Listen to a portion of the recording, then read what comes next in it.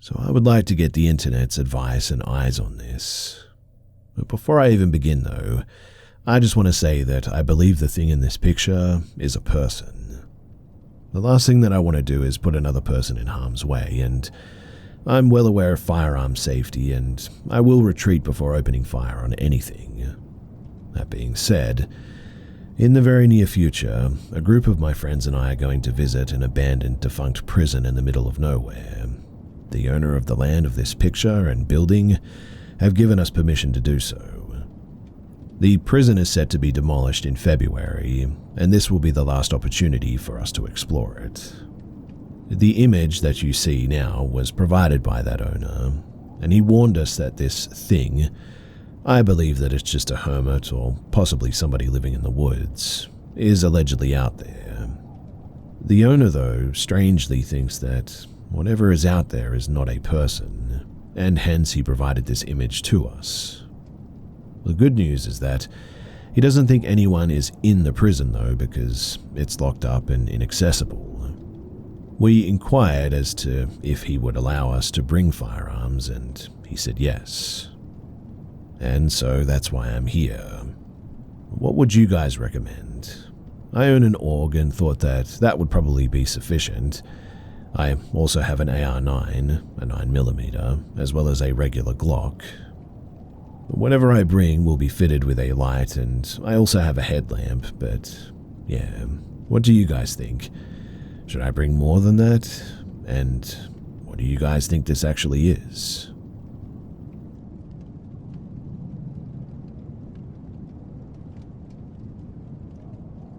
This story is one that was experienced by a faithful friend of mine, Sam, and I.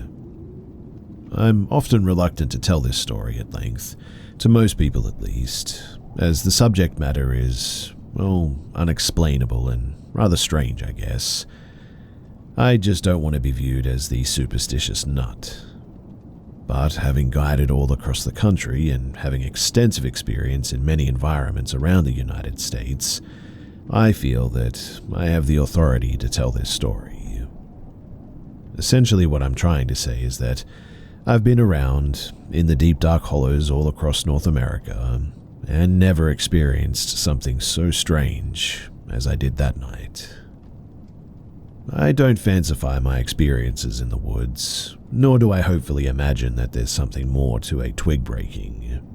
As anyone who has spent a good deal of time in the woods knows, there's just no reason to.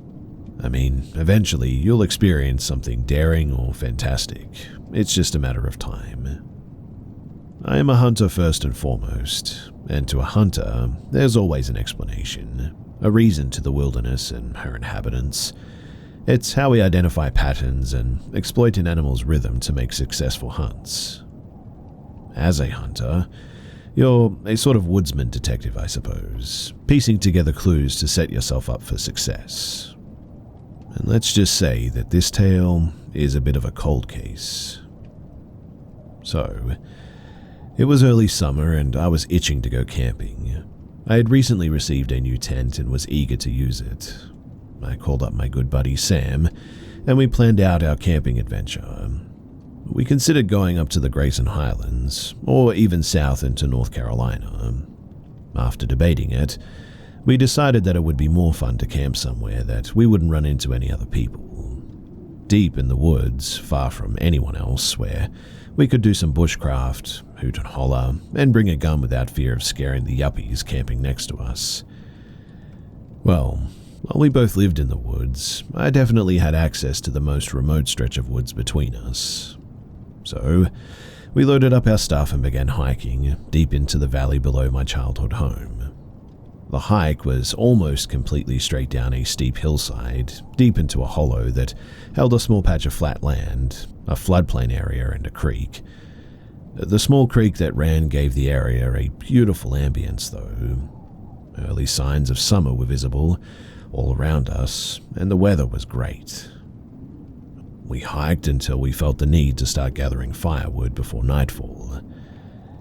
Behind us was a steep hillside that rose into the west for miles. In front of us was the creek, and to the left the start of another ridge and hillside that rose high into the east and the north.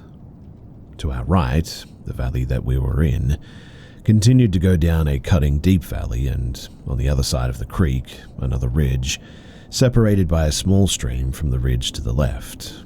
It rose into the west and to the south. These two ridges in front of us ran for miles, and the little valley formed by the small creek split these ridges for a long ways up until it hit the springhead. This is important for later in the story, which is why I'm giving all of these details. Now, off to the right further down the valley, more splits in the ridges are made by these little tributaries. We started building camp by clearing the brush around and leaves away and constructing a small fire pit. I placed a tarp on the ground to separate my tent from the damp earth that night. Remember this too. The tarp expanded out roughly a foot on each side of my tent. Sam had a hammock that night that he planned to sleep in. I've only ever camped in a hammock once, and it did not go great. But I didn't say anything to him, thinking that maybe he would enjoy it. We gathered a hefty load of firewood, consisting of some reasonably dry stuff. It was shaping up to be a really nice camping trip. I've spoken about the joy of being out there many times before, so I won't beat a dead horse, but it was really nice to be away from people. Sam and I sat around the fire and shot the breeze until the sun went down. Now, one of the things that Sam and I have always bonded on has been Bigfoot shows. We're both skeptics, and I would say that we hold a similar or the same opinion on the subject. Our interest is less about believing in Bigfoot, but rather we just find the subject matter to be sort of nostalgic, silly, and a fun thing to joke about. So I brought up the idea to Sam that we begin to hunt Bigfoot. He laughed and he thought that it was a great idea, so we began doing the antics that they do in the Finding Bigfoot TV show. We started with the classic tree knocks. A tree knock, for those unaware, is when you use a stick to beat on a tree, making a loud knocking sound that echoes throughout the forest. Supposedly, Sasquatch communicate this way.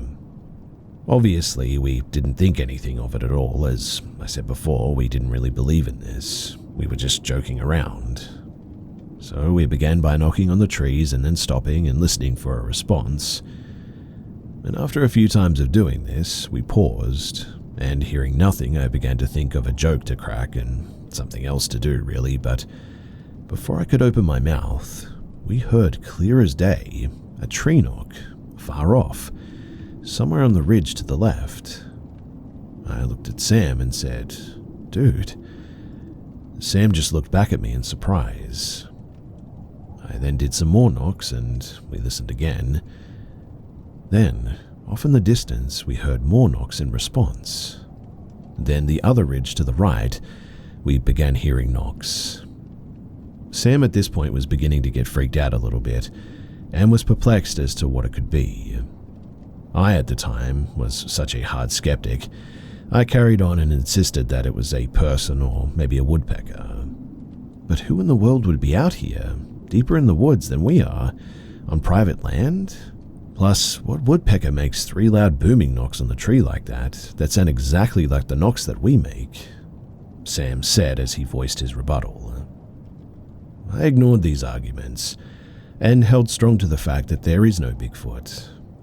I then insisted that we push the envelope a bit by doing some whoops and howls, just like they do on TV. Sam was not very enthused by this idea, being the humbler and smarter one of us that night, knowing that sometimes there's certain things that you just don't mess with. But at the time, I was full of beer and vinegar and stubborn as a mule about the fact that Bigfoot is not real. I'd also brought a gun with me and was certain that I could fight off anything that we would need to fight off that night. So we started howling into the woods. It was dark that night, being a new moon and all, and beyond the firelight, you couldn't see a thing. We would howl and wait listening for a reply, and after a few howls, the excitement of what was that started to fade, and my logical, rational, science-based theory of the woodpecker began to appear like it was true. But then, out of the dark distance, came one of the strangest sounds that I have ever heard. a howl, but not a canine howl, not an owl's hoot, but something more like an ape howl. Sam's eyes were as big as backhoe tires, and even I was finding it hard to reason that one. Despite this, I continued my ignorant stubbornness and threw out another howl. Off to the left of the ridge, it replied to us again, the clearest ape whoop that I had ever heard. I looked at Sam, myself feeling more curious and excited than anything else, and I reiterated, "Dude." Then something truly unexplainable and spooky happened. More whoops and howls began on the ridge to the right and further down the valley, and they weren't random. They had etiquette, I guess, as if they were chatting back and forth with each other. The one to the left would howl, the one to the right would whoop and howl, the first would respond, and then the one way down in the valley would chime in too. Sam was really freaked out now and began considering if we should leave. I, being a stubborn idiot, claimed that it must be owls. Owls? We were both raised in these hollows, man. I've heard owls. You're going to tell me that that's an owl? Have you ever in your life heard an owl that sounded like an ape like that? Sam argued against my claim. Well, no, but Bigfoot's not real, dude. It has to be a bunch of owls speaking to each other. I mean, there's nothing else that it could be. I replied, half laughing in astonishment and disbelief of what was unfolding that night. Sam and I kind of bickered for a minute over it, and then decided that the wisest decision was to stop antagonizing whatever it was in the woods miles around us whooping and knocking, and to just leave it alone. It wasn't too long after that, we decided to go to bed too. I crawled into my tent and Sam into his hammock. We left the fire going that night, and every time the fire died down, the woods just seemed to come to life. Whether it was paranoia or paranormal, something was definitely stirring.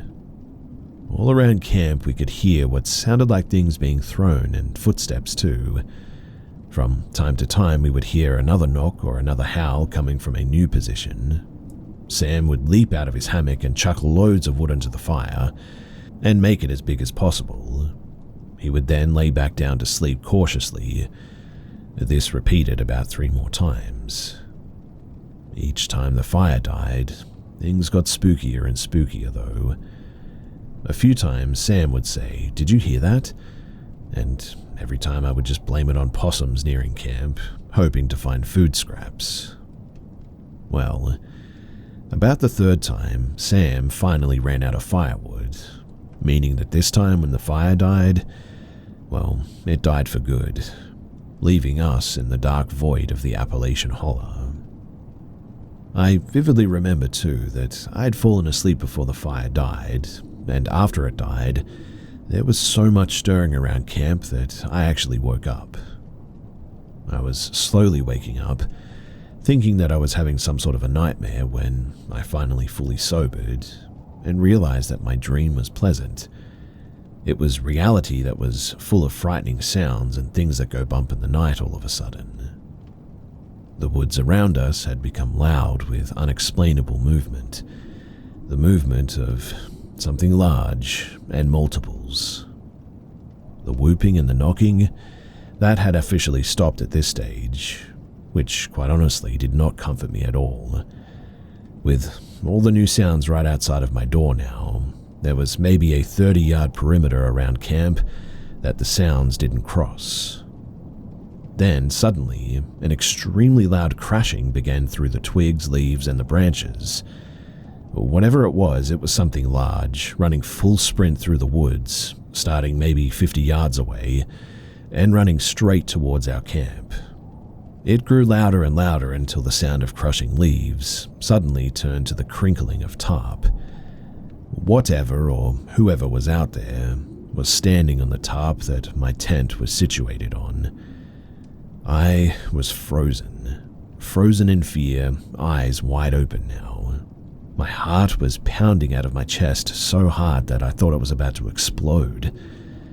I then heard high above my tent, not near the ground, not 4 feet up, but high above my tent, the most terrifying sound that I had ever heard.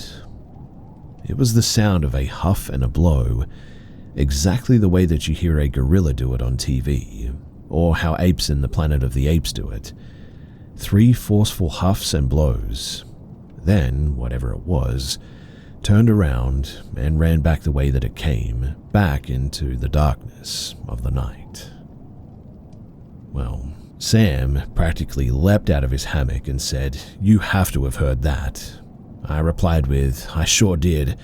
Yeah, let's get out of here, man." I slid around into the chamber and I crawled out of the tent. We both got busy grabbing only our essentials and started out of the woods.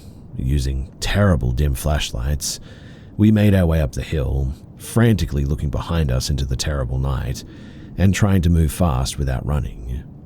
We hiked a long ways, and by the time that we had made it back to the house, it was way past midnight. We never did see what it was that charged us that night, and we never did hear anything else after that as well. But whatever it was, it scared us enough to make us hike out into the dead of night and just leave all of our gear out there for another day. We returned the next morning in full daylight to gather our things. Looking back, I wish that we had surveyed the area for tracks or some sort of a clue as to what it may have been, but at the time we just didn't want to be down there for any longer than we had to. Having been some years since this happened, I would go down there now in a heartbeat and not think anything of it. I mean, when I come home these days, I usually feel a sense of ease in the woods. It feels like a weight is lifted off of our shoulders, knowing that there are no cougars or grizzly bears to worry about here, really. For my western outdoors folk, familiar with cougar country that is, hearing this, I don't feel a weight in the woods probably doesn't ring true for you, but my reply would be the question, have you ever noticed that you've been stalked before? Cougars are some of the sneakiest creatures in the animal kingdom, and just because you've never noticed doesn't mean that it hasn't happened. I myself have been stalked. I've written about it elsewhere previously, and it's a feeling that will stick with you and definitely put you on edge in cougar country for a long time afterward. I actually have a colleague who guides western big game in New Mexico who told me a story once that during a hunt, he had a fellow guide spotting for him, and that guide watched a cougar stalk my friend through a grove of trees before giving up. And my friend never even had the slightest idea that he was being stalked. I believe for an avid outdoorsman in cougar country, it's inevitable, and so you just sort of have to get used to it. And as far as grizzly country, it's a similar feeling but a little bit different. Most ill bear encounters happen because you surprise the bear in the thick of the woods. I have many friends from my time in Alaska who would share stories of being charged by monster grizzlies from just out of nowhere. Like, they're just hiking along and then 800 pounds of death is blasting straight towards them all of a sudden. And the consensus is the same amongst them. If you spend enough time out there, it's going to happen eventually. I, luckily, was never charged during my time in Alaska. I avoided known bear hangouts, but the few times that I spent time in bear country, I always had this sort of jack-in-the-box anxiety, just waiting for it to happen. What's funny, though, is that despite that weight being lifted initially, an old feeling always returns. I know that it's not some sort of psychological thing having to do with that patch of the woods specifically, because I feel it in most places in Appalachia. It's a feeling of being watched, a feeling that something is there, and a feeling of dread. And it amplifies every time you hear some strange crashing in the woods or a sound that you just cannot explain. Most of the times I've experienced this, I've had a gun with me, thankfully, and I think to myself, come on, man, you're the worst thing out here. What's there to worry about? And yet, I can just never shake that anxiety. My brother, though, without even having heard this story, reluctantly asked me over the phone one day, "Don't think that I'm crazy, but have you ever felt creeped out in the woods below the house? I don't know what it is, but Every time that I go down there, I feel like I'm being watched and I get filled with dread. Hearing him say that genuinely sent shivers down my spine, simply because I always dismiss this feeling. I mean, I've swept this story under the rug for years, telling myself that it must have just been a bear encounter or something. But to hear my brother, who is a Marine, tell me that, certified to me that I was not simply being a coward. I've only ever felt this in two regions of the country as well, Appalachia and the redwood forests of Northern California. Now, some of you may be listening to this thinking that I'm just a nutjob Bigfoot believer. I've been reluctant to share this story for that reason, in fact. But I want to end this by saying that, genuinely, I have no idea what it was that made those calls that night. I also have no idea what it was that busted into our camp. I mean, I never did lay eyes on anything, and I just don't know what it was. But I want to reiterate that the story, it's true. It's verbatim to how it happened, or as best as I can recall it anyway, without any embellishment. I have no idea what it was, and you can make your own decision as to what you think it might be. But being an experienced woodsman, never, ever have I experienced anything like that since. And every single explanation that I've ever come up with just really doesn't add up. Those were the events that transpired that night, and I guess I'll let all of you guys make of it what you will.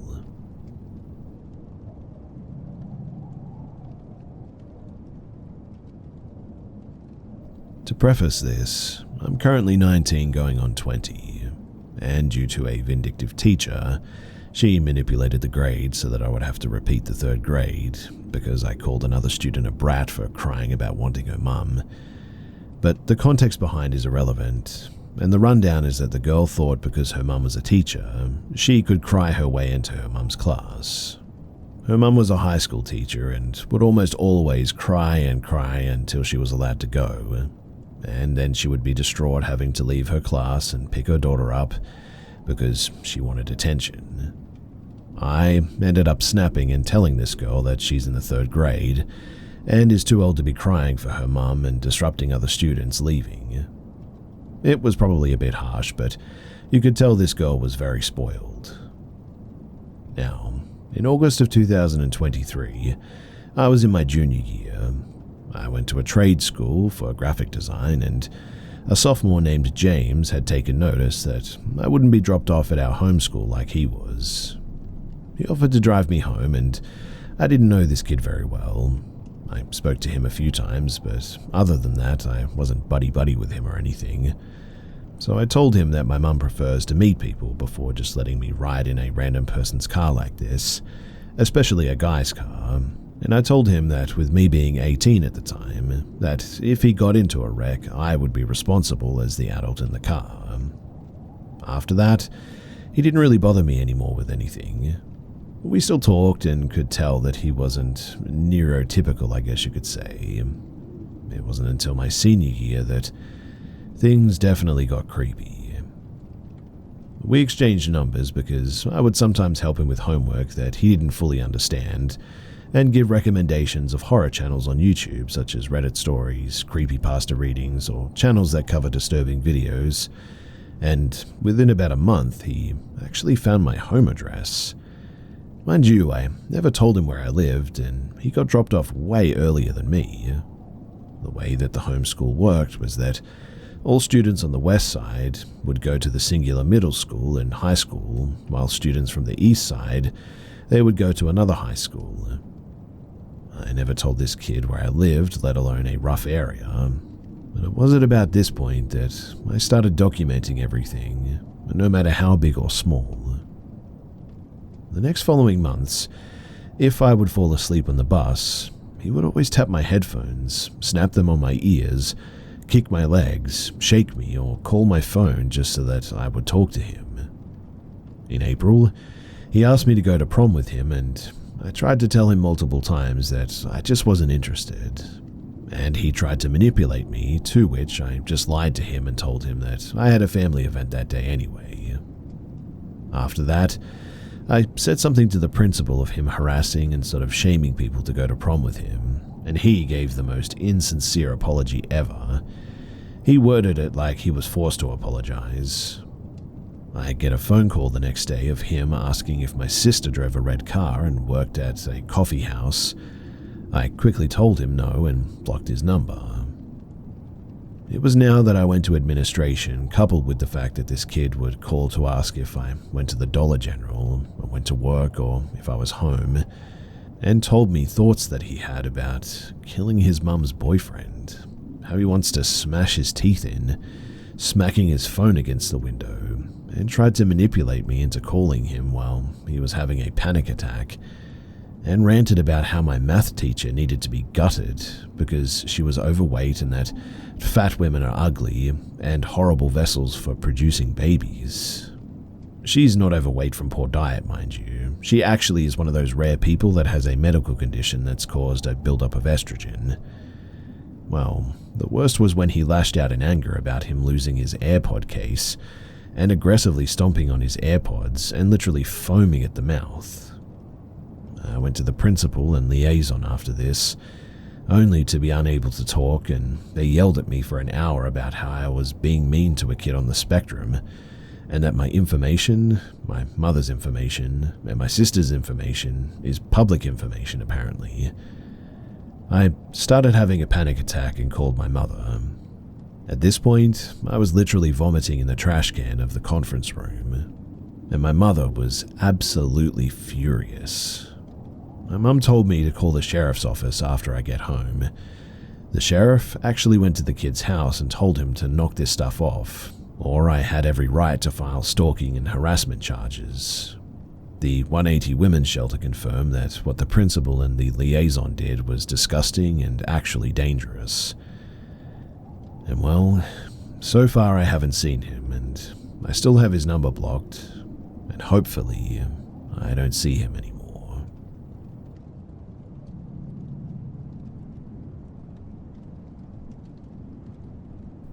When I was in my early 20s, I drove down to Tucson, Arizona from Colorado to spend the weekend with my best friend and his girlfriend. Him and I had one of those nights set aside for him and I to camp in the desert for the night, something that we had both done countless times already throughout our lives, so we were pretty excited about it. The region we planned on camping in was due south of Tucson, but still well north of the US-Mexican border. Now, cut ahead to us arriving at the site in broad daylight, having a great time enjoying the areas and views and all that. We had set up camp for the night and sit out in foldable chairs, watching the amazing stars overhead before we eventually pass out. The road that we were parked off of had two directions, and was a narrow dirt road, either from Tucson towards Mexico or vice versa. So, as we sit peacefully, a large vehicle with insanely bright blue headlights rounds the corner coming from the south. Even from hundreds of feet away, they absolutely blinded us with those headlights. And instead of continuing down the road, they seemed to have noticed our tents and pulled off towards us. As they got closer, we could tell that this wasn't a border patrol truck. It was a very nice all-black Escalade with tinted windows that you could barely see through. The front two doors opened and two Hispanic men in flashy nice clothing got out and walked up to us. The headlights still on and blasting us with light from up close, casting an ominous silhouette on the two men as the light shined from behind them. They asked us, which way to Tucson? We're speechless for a second, but I tell them that it's down the road in the way that they were headed. They stared at me hard in the eyes for several moments until I was probably visibly rattled. I was fully convinced at the time that we were about to be executed or worse right then and there. But weirdly, they both laughed heavily and said, "Have a good night, white boys," and drove off towards Tucson. We didn't sleep very well that night. Now, I know that it may just seem like another simple conversation, but that shook us pretty hard, so we both said nothing of it the next morning and for years afterward as well. But I brought it up to him last year and reflected on it, and we both agreed that they were probably cartel and were just trying to strike fear into us. And well, they definitely succeeded. And because of those headlights, for the life of me, I really could not even remember what their faces looked like, even standing right in front of me like that. Honestly though, I'm kind of glad that I don't. Moral of the story is that there are some parts of the desert that you just don't go.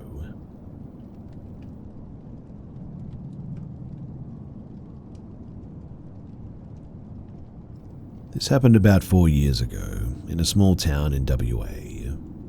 My girlfriend, now ex, not that it really matters for the story, at the time, and I decided to plan a getaway trip for a long weekend in a yurt since we both love nature, and going to a place far from the city in the middle of nowhere, well, it seemed like a good time to us.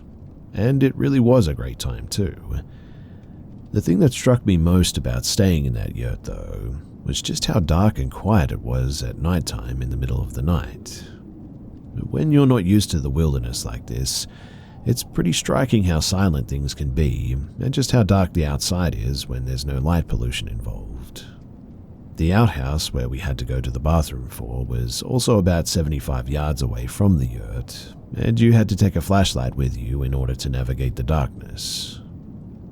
The first night that we were there as well, nature called and I went outside to find the bathroom. I shined the flashlight that cut through the darkness like a lightsaber around and spotted eyeshine. It was nothing more than a good-sized female deer, but I would have had no idea that she was there if I didn't see the eyes via the flashlight. The actual encounter, though, happened our last night there at maybe around 11 p.m. at night. We were playing cards inside the yurt by the fire when, out of nowhere, we heard this huge crash or bang on the side of the yurt, almost as if something threw itself on the side of it, or was running and didn't see it there until it was too late kind of thing. Obviously startled, we wanted to see what made such a sound. We were in the middle of nowhere, obviously, but we were still on a property and not very deep into the woods for it to have been a bear or a mountain lion. At least, I thought so. What happens next, though, is, well, pretty hard to explain, but I threw the door open and shined my flashlight like I did the night prior when I saw the deer. And I saw something in the same spot, but it was different. It had no eyeshine, and I only saw it for a moment, but it looked like it was white or grey, and it had a slender build to it. What creeped me out was the way that it moved, though. It seemed to sort of crouch down while looking in my direction, slinking away out of frame like a big cat or a monkey might move out of the way. And then I never saw anything after that. Obviously, I did not want to investigate because I was terrified that it might have been a cougar or something to that effect, and I'm not trying to die in front of my girlfriend, even if she left me not long after this, but that aside, whatever I saw was unlike anything I had ever seen. Also, I never really made out a face, which was weird. I read on a post on this sub somewhere earlier today that someone had a Bigfoot encounter of it crawling across the ground, and for whatever reason it made me remember this encounter, and honestly it sort of sent shivers down my spine. I'm not saying that it was Bigfoot. Heck, it could have been something normal. I mean, I did only see it for maybe a few seconds at most, but I've just never really seen anything move like that in real life, or even in a movie or a TV show or anywhere. It was strange, and, well, I'm sorry for rambling, but I guess I'm wondering if anyone has had a similar encounter, or at least has an explanation for what the heck I could have seen that night.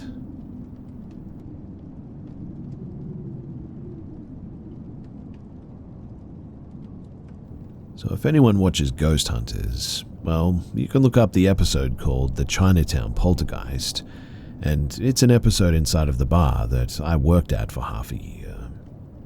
On my first day to interview, the general manager and the bar manager were very clear with me that the bar, it definitely was haunted. They were really serious about it too, and that it was more mischievous than it was dangerous. Having had my own paranormal experiences in college, and having somewhat of a higher vibration, I wasn't too worried about it, and I really wanted or needed the job. A fun fact too is that Vinnie Paul Abbott of Pantera was actually there the night before he died.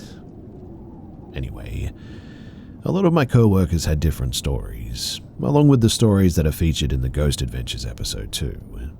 Entities mentioned were an old man and a little girl. There really is something with little girls and haunted places. But they also mentioned having things break or go missing, voices in storage areas, voices when the bar was empty during grave hours. It's a 24-hour bar. And even physical things like hair being pulled or one guy being thrown to the ground after mocking an artifact of a shrunken head that may or may not have been a real shrunken head. Not too sure about that. In any case, I was also shown a ceremonial blade that allegedly still has real human blood on it, and an urn that apparently has a fraction of the ashes of Aleister Crowley. For a while, I never really saw or heard anything, and I was left by myself alone in the bar a few times. I did put music on and just kind of sing like, maybe there's a spirit here and I'll give them a show.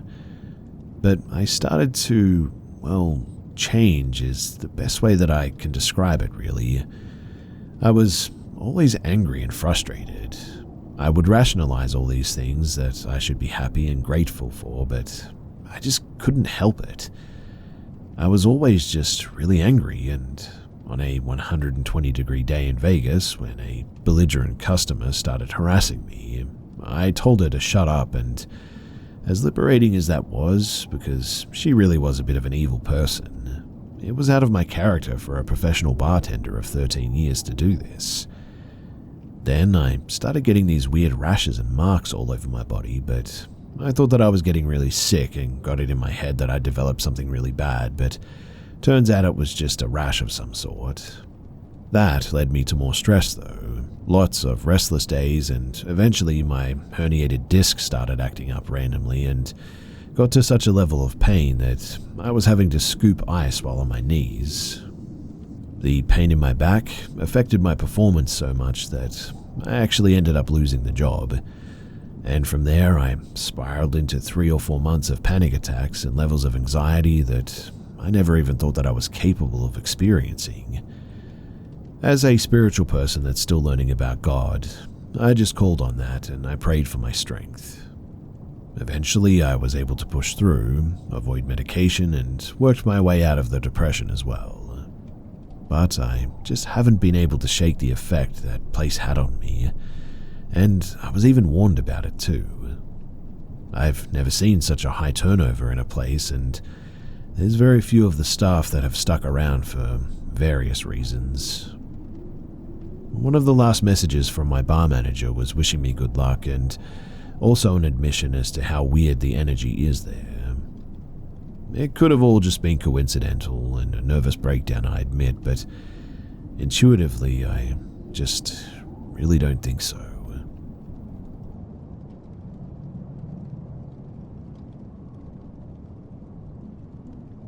So I recently had something particularly weird happen to me that's left me pretty icked out, and I'm curious if anyone here has ever had an experience or something similar to this, or has any thoughts on what they think that this could have been.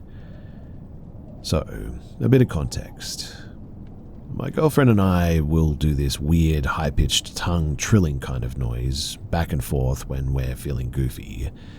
It's a very specific noise though, and there's no real reason to make it, nor have we ever heard anyone else or anything else make it.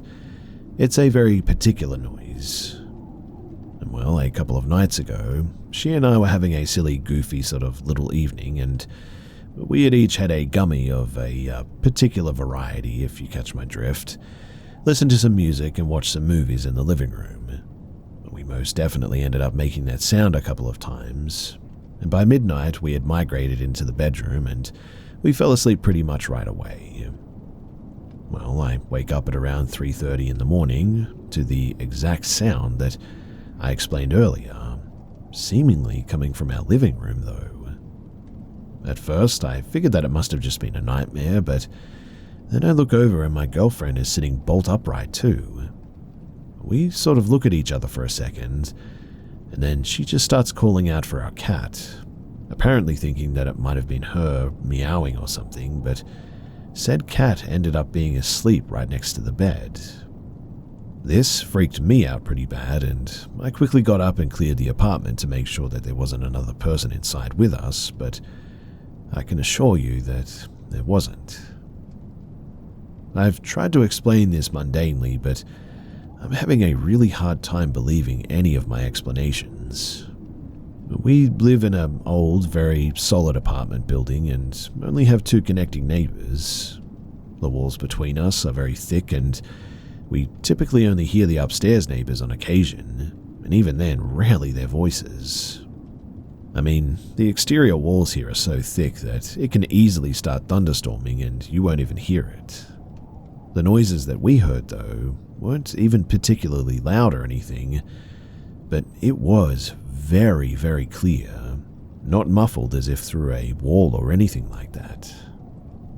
Any theories I've had about nightmares or residual effects from the aforementioned gummy have been neutralized by the fact that we both heard it and both woke up, especially since she's a pretty heavy sleeper as well. So, any thoughts or experiences would be very much appreciated right now. We don't feel unsafe or anything, but we definitely feel particularly creeped out by this. We're both pretty spiritually active people and have had some experiences that we've been unable to explain, but neither of us have ever had something like this happen before.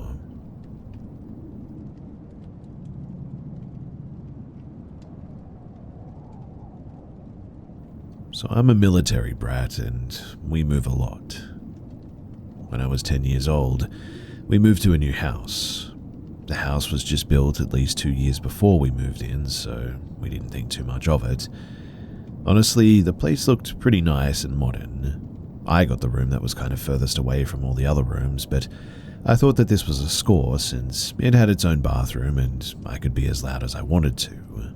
No one could really hear me. The first year living in that house was pretty good as well, until I was in the 6th grade. In the 6th grade, I got bullied pretty badly since I was a new kid and didn't really have much good friends. It went on until the end of the school year as well. Now, that summer I started seeing things inside of my closet. It's like I would leave the house to go out and I would close my closet door, but when I'd come back it would always be open. I was too lazy to shut it again, so then later that night I'd turn towards it, and I swear that I could see a face in my closet. It was a shadowy figure just sort of looking at me. I told my parents about this and they told me that it was probably one of my stuffed animals. So after that, I just tried to ignore it. Until one night, I was just watching some TV and I saw in the corner of my eyes stuff moving in my room. I had this lamp in the corner of my desk and somehow it was just sort of turned around. Next to that, 3 of my drawers were opened, and so I thought to myself, that's strange. The next day, I told my mum about it, and after that, well, it all just went to hell. So I told my mum about it, and she let me sleep in her room since I was young and scared. The next morning, we went into my room, and it just felt cold and empty. Like all the light had been sucked out of there. I come from a Catholic family too, and when stuff like this happens, we call a priest immediately. So we called a priest, and he said that he'll come down within 3 to 5 days. And those 3 to 5 days were absolutely crazy. Like at night, we'd hear scratches on the wall, doorknobs moving, screaming coming from the hallway leading to my room, the light turning off and on. Once, the television even turned off and on. The day that the priest got there, we did an exorcism for the house, and he basically put some salt, holy water, and oil into a bowl and started praying. But when he did this, it felt like the whole place was just sort of like shaking almost, vibrating. We thought that all of our problems were just solved, but it only got worse from there. After that, the priest got very sick and the house just kept feeling even more dark. My dad, he isn't really a believer in this sort of stuff. He thought that we were all just sort of BSing him and that it was all just a bit of a sick joke that we made up. His and my mum's marriage was already falling apart and they'd fight every day since we moved into that place. So they got into a fight over this and my mum told him that she hopes whatever entity is in the house gets to him. And right after she said that, he swears that he was possessed by something. This thing in my house went into his body apparently, and his whole face started leaking snot. What I mean is like, it came out of his ears, his eyes and nose, and his eyes were just not his. It was like looking into the eyes of a different person almost. Eventually he fell to the floor and came to, but that was obviously very, very scary. After that happened, he knew that we needed to get out of there as well. So he applied for housing on the military base and we just waited and prayed that whatever was in our house would go away. From time to time, I would see shadows of people. It's like I would be sitting at the dining table and in the corner of my eyes I would see the body of a man, but it was just black shadow, completely black. And usually he had a hat on as well. Sometimes I would see a lady just standing in the hallway looking at us. Eventually a priest that did training at the Vatican got hold of us and came over to bless the house. Weirdly too, without even coming inside the house, he knew that something evil was with us. After talking to all of us, he let us know that our house was definitely haunted and we needed to get out before anything worse happened. He said, though, that whatever this demon was, they apparently wanted to get me since I was so vulnerable and young. After he had left, I started to experience out-of-body events as well. I would have these dreams where it was like I was just sort of floating above my body and I just wasn't there sort of thing. I started to hear voices in my head that weren't people around me or anything, and I also started having evil thoughts of harming other people. When I told my mother about this, she started sending me out of the house to play with other kids so that I wouldn't be exposed to the place. One of the weirdest things that happened at that house was that we were all out for the day and the mailman came to deliver a package, and after speaking to the mailman eventually, we found out that an old woman allegedly opened the door. Obviously though, there was no old woman living in our house at the time. So when we came home and the package wasn't there, we obviously called the mail office and they told us that an old woman answered the door and told them that we didn't live there anymore, like we were just gone. After that too, my dad called almost every day to see how much longer until we could live on base. We had locked up my old room and put a line of salt outside the door at this stage. We had also covered each mirror as it could allegedly be a portal to the other side. The scratches continued until we moved out. So did all of the shadow people, the voices, and all of the weird touches and feelings that we get. After all summer of this happening, we were finally able to move on base. And when we did, everything just stopped. I still had a couple of dreams in our new house, but nothing like that experience ever again.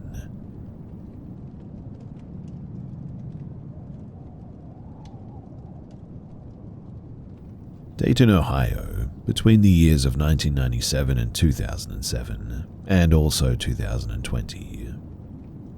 I was 8 when we moved into this old country house on 89 acres of land, and I lived there for about 10 years. Previously, we lived in a ranch-style home in a neighborhood.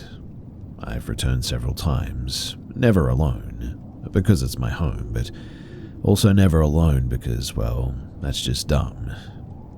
Allow me to explain. When we first moved in, my brother and sister would notice red eyes peering through windows. Not low either, but quite high up, always looking down. This happened weekly as well, almost nightly, those eyes. We developed a fear of windows because of this, but nevertheless, we tried to make what we could out of living there. I mean, something was just looking into the house, and we really didn't know what it was. And to be honest, we hadn't experienced anything else, so eventually we ventured into the woods to try and figure out what it was. We played in the creeks, but would never go out at night. Time moved on. Mum and Dad divorced, and we left briefly, only to return back with my dad and his new wife. I was the only child living in the house. My siblings lived with my mum and my step-siblings with their dad. It wouldn't be long as well, and I would hear weird things in that house. Footsteps walking across upstairs, coming down the stairs, opening the door, and no one there.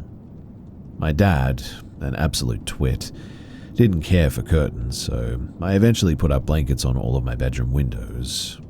I always, and I mean always, felt like I was being watched. I was also lucky enough to have a deadbolt on my bedroom door, which I utilized every single night. Now, I never put too much thought into it, but all the doors did, and even the front door had 6 locks on it. All of them had locks. I never thought them any good because, I mean, the door was mostly glass window anyway. And those locks really wouldn't stop much, but still, why were they there and why were there so many? Bear with me here because I'm getting to the juicy bit soon. So one Saturday night, it's just me and my brother and stepbrother.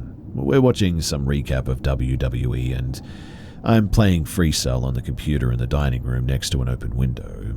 I know, open window, right? You just said windows were bad.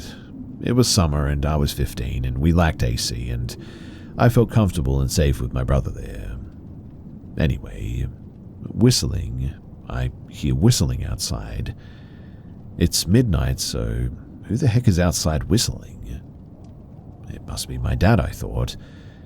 No, Dad would have to walk past me to get out, and he'd be irritated that we were still up this late. So, who is whistling? Whoever it is, the whistling's getting closer, walking the sidewalk around the house. I hear this, and so I quickly get my brothers. They do the same thing. They think it's Dad, which I quickly debunk. We're all pretty terrified at this stage. I hurry us to my room so that we could see what it might be. When it nears our side of the house, and I look my door, we stand there quietly. The front door opens and the whistling stops. Now there's footsteps. I'm begging please to go upstairs to my brother. Whoever this is, we are definitely better off upstairs because Dad is upstairs in bed. The footsteps start coming to my room though. My brothers and I instantly look at each other in fear. Their eyes began to well up and my stepbrother started to cry quietly. The footsteps step in front of our door, and then silence. I eventually work up enough courage to try and peek through the keyhole. I cannot see a thing though. I can sort of see into the hall, but whatever is on the other side, it's out of view. So I get on my belly to look under the door, and that was when I see shoes. I don't remember shoes being there when we came in, but I also don't remember paying attention to that detail, so I'm not sure if these are shoes from somebody standing there or if they've just been left there by one of us. So I whisper to my brothers, "Where are your shoes?" One points across my room, the other to his feet. I wore boots exclusively, so they definitely weren't mine. So that means that there must be an intruder, and that they're right outside of my door now. I'm not going out without a fight, so I conjure a quick plan, one that involved my swords, yes, swords, and me going out of the door first in a charge. We count to 3 and my brother swings the door open, I charge, and that's when we realize that there's nothing there. No one. There were no footsteps that indicated they left. The front door was closed and didn't seem to have been opened, indicating that anybody had left. So, what gives? I checked the other rooms, only to be confronted by my dad in his boxes cussing me out for being up this late and being so loud. We tried to explain, but he just wouldn't listen. Also, the shoes that I saw under the door were nowhere to be found. Well, a year later, my brother, 2 cousins, and myself venture into the property next to mine, seeking adventure, being the age that we were. Well, we got lost at some stage, and from what I could tell from climbing trees, we were just really far from home. But I knew a road that was nearby, so before the sun set we needed to make it to that road, then we should have been in the clear. But while I was up in a tree, I noticed these beautiful evergreens. I'd never seen anything like it on my property before as well. I was sort of captivated by them, in fact. So I proposed a vote to the others that we keep heading towards the road, or that we head towards those sweet evergreens first. My brother insisted the road. He was overweight and done with walking any more than he had to. My cousin and I said evergreens though, and told the other cousin that his vote doesn't count. So evergreens we go. Now, upon reaching the location, we noticed a massive elevation in the middle of these woods. We climbed, and boy oh boy, hickory trees, massive ones. There was also this dead one that we could walk in, and it was like a little house almost. It was huge. My cousins and I decided to knock it over at one stage, and we eventually did. But while we were, my brother began to freak out. We need to go. We need to leave. He insisted with purpose. I was like, okay, I know it's getting closer to sunset, but we're knocking this stuff over and it's fun. He was not having it though. He was ever more insistent, and so we left the area to calm the baby down, as I put it. Eventually we entered a field, and I looked at both ends and was like, one of you go check that tree, and one of you go and check the tree line over there, and tell me what you see. My brother then flips and just screams no. Fine, I'll go and check it, and Tom will go and check the other end. Once more my brother screams no, argues this weird point about not splitting up. So we as a group went one direction, and finally I recognized this place, which meant that home was now in sight. Still far off, but we were definitely back on land at this stage, and so we could make our way there. Once the house was visible, my brother just suddenly took off running though. And I mean, he doesn't run. He's heavy, he loathed walking, let alone running. But he ran all the way home as soon as he could see it. Obviously, I thought that was a bit weird. My cousins left, my brother didn't speak a word, and my mum showed up and took him home. My dad and I were pretty confused. I mean, he never said that he was leaving early, but now he was just gone, went home. I figured that I must have walked him to death or something, and he was sick of it. Well, 30 minutes go by, and suddenly he calls. He says, "Joey, now I can tell you, I saw something. I don't know what it was, but it was tall, taller than Tom, faster than you, and it was watching us. You guys were knocking over the tree, and it kept running circles around us. I don't know if it noticed me watching it, but it was definitely watching us." So I asked, "And you didn't say anything because?" He stammered, "You guys would have wanted to run or fight it or something. And there's just no way that we could afford that thing or outrun it. I figured that because it didn't approach us, that we still had a chance to slowly get away from it. Whatever it was though, Joey, it was a monster. It was hairy, it was big, and it had a lot of teeth and looked crazy. And I'm never going back into those fields again." That's what he said. And he lived up to that promise. He never did. In fact, he quit visiting altogether after that, claiming that the monster was real and he didn't want to take his chances again. A month goes by, and I didn't bother telling my step-siblings about this monster. I didn't want to scare them off. I mean, if I did, then I'd risk them quitting coming over like my brother did.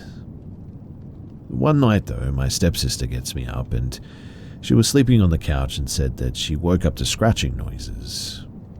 I was pretty irritated that she had woken me up like this, but then also couldn't believe why she had woken me up because she said, "Joey, the devil is at the front door." I heard scratching. I sat up and there it stood, these crazy eyes looking at me. Teeth, so many teeth. It's big, real big and hairy, and I'm scared. I asked what I was supposed to do, and she insisted that I go outside and make sure that it was gone. And I mean, to heck with that, I ain't dying. I have 2 people telling me that there's this thing, and neither people talk to each other, so how could they collaborate? Everything is pointing towards this being real at this stage, and it's literally at my front door. Eventually, I peek into the living room. I've obviously never seen this thing, but now I may get to.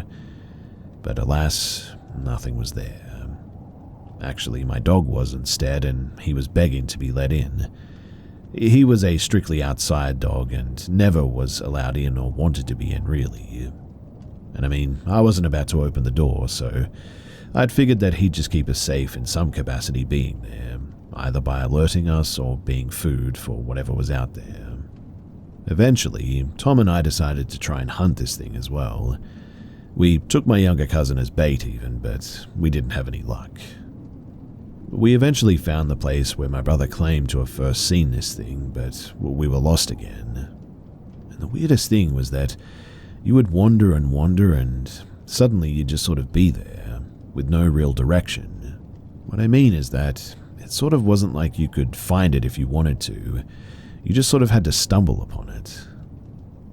Well, one day before leaving, having not seen a monster, I took a piece of yellow rope and tied 2 trees together. Nothing significant by any means. I was just a bored kid and thought that they'd grow together and it would be cool. Another month drifts by and my uncle stops by to go and do some tracking at one stage. It wasn't long though before he was back at the house screaming at me about being a terrible person. I'm confused and asked what he's going on about, and he said that just down the main trail that there's a dead dog. I really didn't see what the big deal was, so I went to check it out.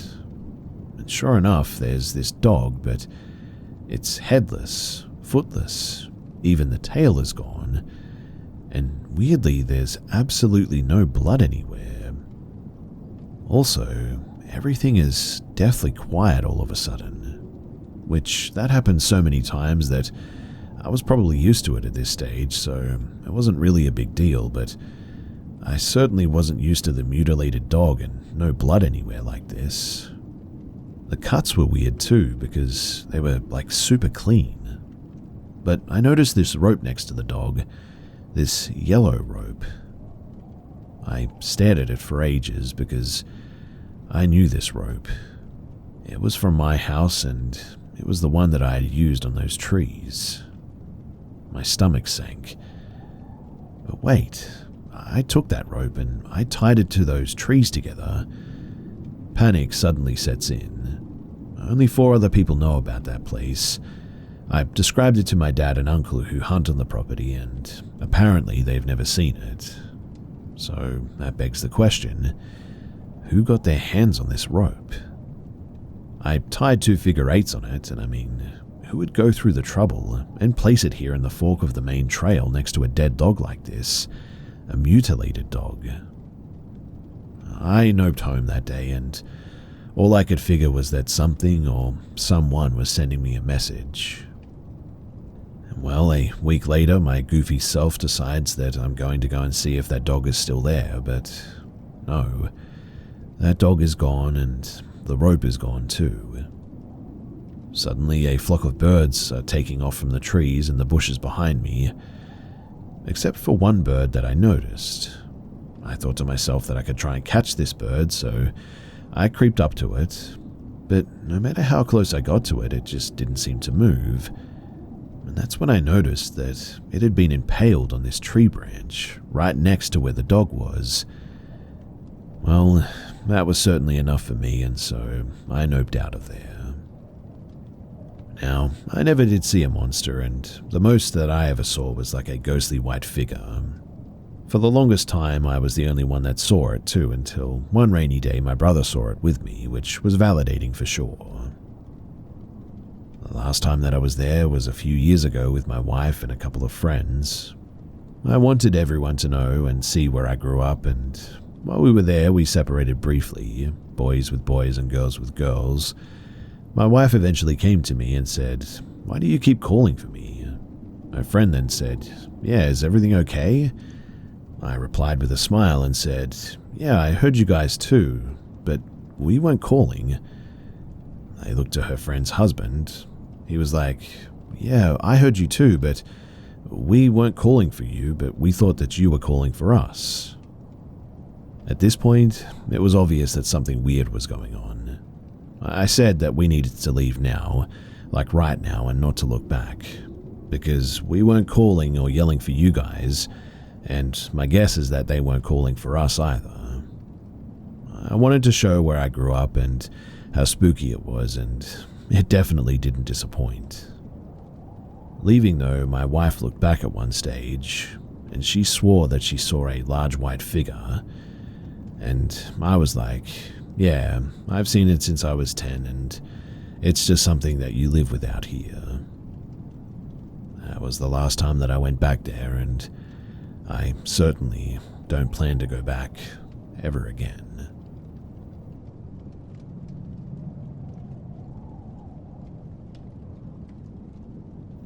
I wanted to share an experience that happened to me years ago, and to this day remains totally unique in my life.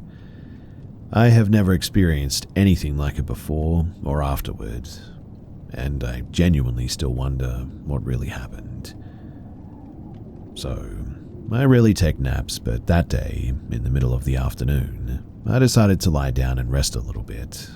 Nothing unusual, I fell asleep pretty normally, without any strange sensations or particular stress or anything. The dream, or whatever it was though, was strange. In my dream, I was lying down, and above me a dark figure was standing there. It had no distinct features, just a human-like shadow, motionless yet threatening. But it wasn't just an eerie presence, it was actively trying to take something from me. I physically felt a force attempting to pull something out of me. My energy, my soul, my consciousness. Impossible to say, but the sensation was undeniably real. It wasn't just a scary nightmare is what I'm getting at. It was something tangible, visceral, far beyond simple dream-induced fear. My instinct, though, was fight back. I didn't hesitate. I fought back immediately. It was a pure reflex, instinctive and primal. I put all of my willpower, all of my mental strength into reclaiming whatever was being taken from me. It felt like I was summoning every ounce of strength that I had and unleashing it into a single effort to take back what was mine. I really cannot explain how, but it felt like a real battle.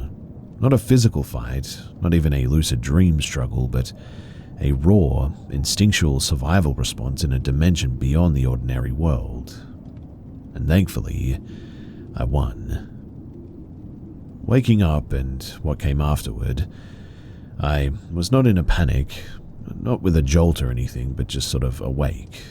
But my state was completely off. I was utterly drained all of a sudden, both physically and mentally. A crushing fatigue weighed on me, as if I had actually fought something. This wasn't just a lingering sense of fear from a bad dream. I was shaken, exhausted, as if I had been completely emptied of energy. It took me a good hour of walking outside, breathing some fresh air, just to feel somewhat normal again. It was a one-time event, no follow-up and no explanation. What unsettles me the most, though, isn't just the intensity of the experience. It's how completely isolated it was. What I mean is that I've never experienced anything remotely similar before or afterward. I don't suffer from sleep paralysis, and my dreams are usually pretty uneventful. Nothing in my life changed after this event. Just this one confrontation with something unexplainable and that's it. So is it a hallucination, or was it a real supernatural experience? The most rational explanation would be a hypnagogic hallucination, sleep paralysis, or some subconscious phenomenon or something like that. But then, why only this one time? Why the real sensation of a struggle and the distinct feeling that I had won something back? Why the complete exhaustion afterwards? Deep down, I like to believe that on that day, I pushed something away, that by sheer willpower I defeated a presence that was trying to take a piece of me, and that whatever it was, after encountering my resistance, eventually gave up. Maybe it was just a dream. It's certainly possible. Or maybe, that day, I really faced something invisible.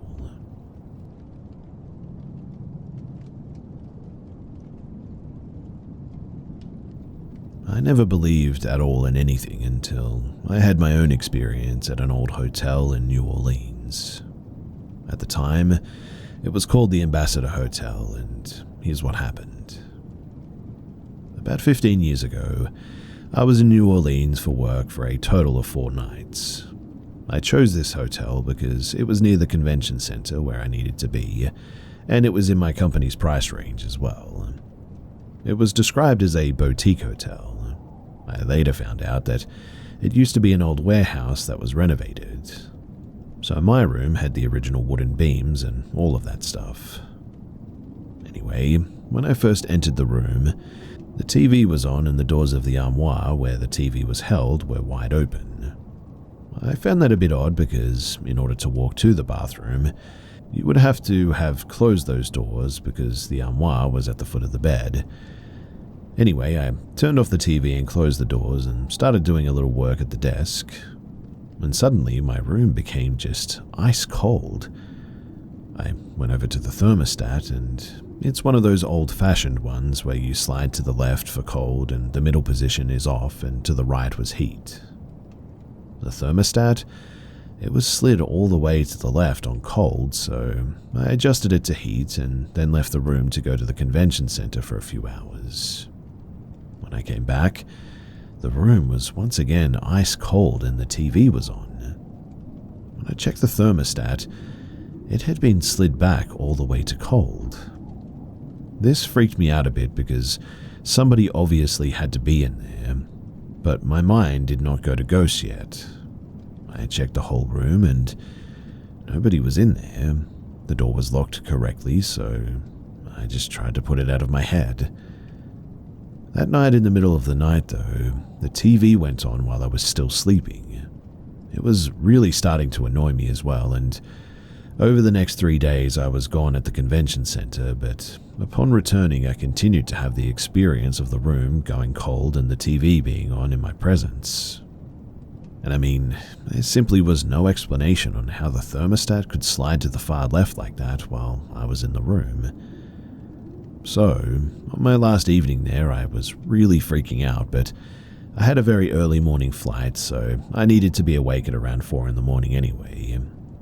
And around midnight, my TV went on, and I did something that you should probably never do. I said out loud, "All right, ghost, if you're really in here and you want to mess with me, then mess with me." At that moment, my bed immediately started shaking. Not a little bit. It was literally violently shaking. I instantly jumped out of bed and called downstairs explaining what was happening, and the person at the desk jokingly said, "You must be in the haunted room." I told him that I was serious and, "Is anyone else reporting anything like this?" And he said that a guest reported the same experience a couple of weeks prior, but he didn't know if that was the same room or not. He kind of calmed me down a bit and offered to switch me to a new room, but I didn't want to pack up all of my belongings just for 4 hours of sleep. Plus, I thought that I was going crazy, to be honest, and maybe hallucinating or something. As we ended our phone call, the bed stopped shaking and the room was suddenly quiet. I laid back down under the covers, pulled tight up to my neck, and laid there very quietly, and that was when something grabbed the blankets at the foot of my bed where my feet were and yanked 3 times really hard. Obviously, I sat up and I looked around the room, but I could confirm that there was no one there.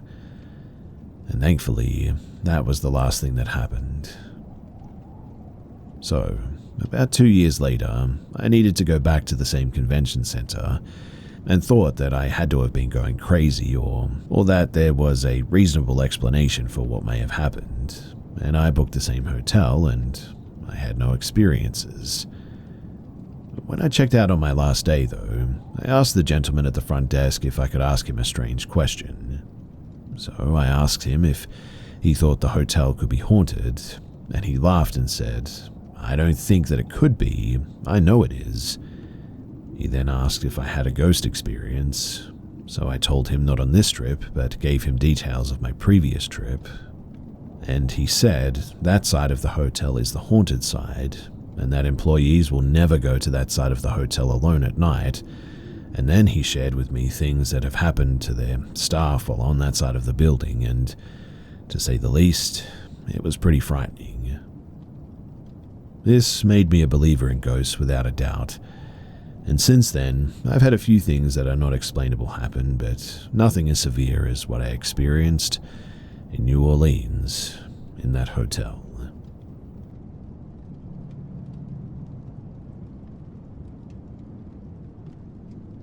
On my birthday in May of 2014, I went to the bar with a friend to celebrate.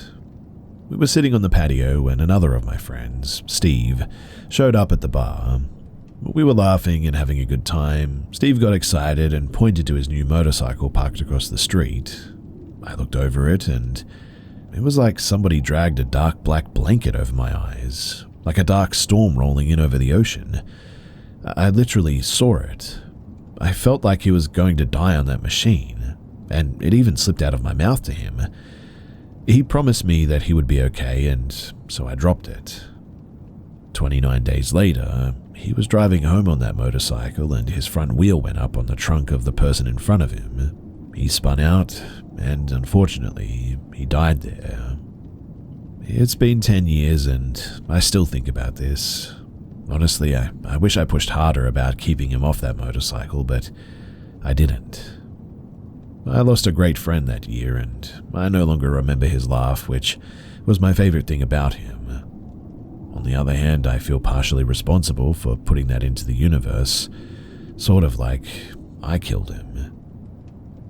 I get to live with this the rest of my life, and I'm really sorry that I didn't press harder. I'm sorry that I lived longer than him, and I'm really sorry that he didn't get to see his little sister get married too. I'm sorry that I couldn't face his mother about this.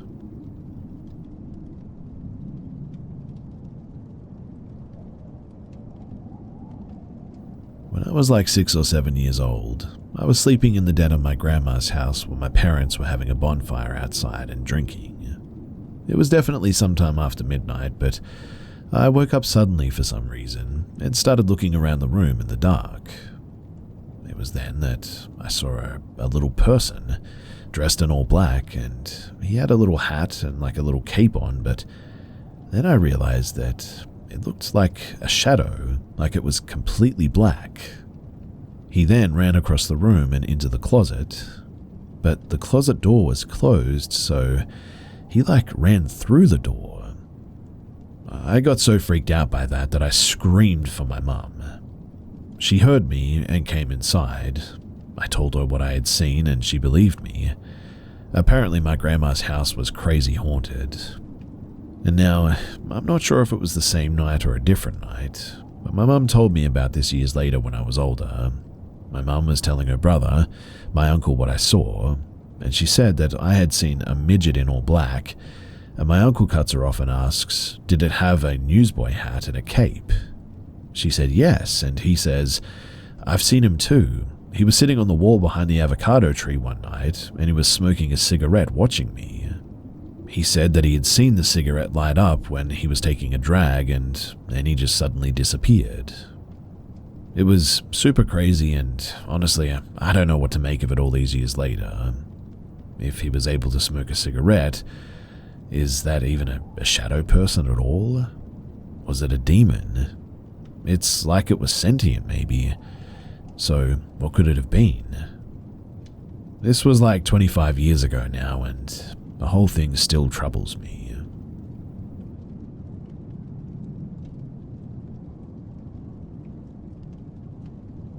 This happened to me when I was around 9 and my little sister was 3.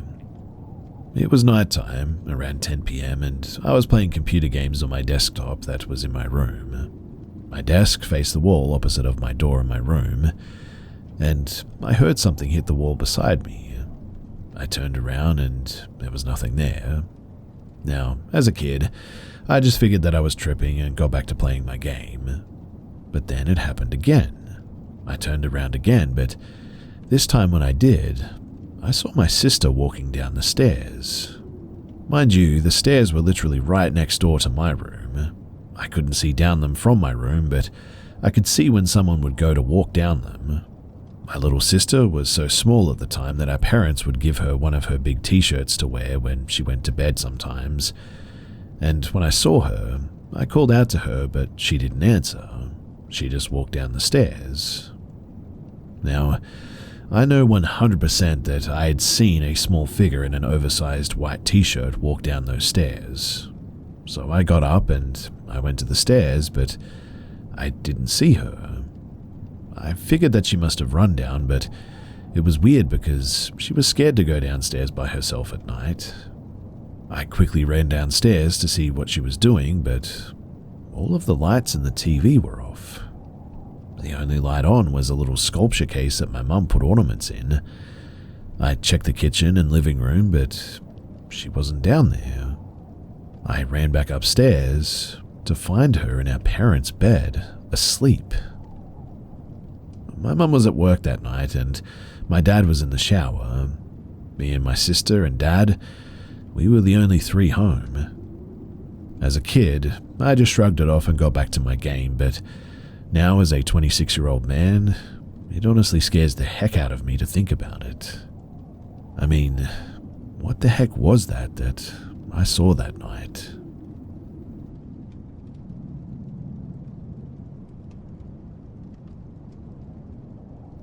There is a strange old energy throughout Georgia Piedmont in the foothills of the Appalachians.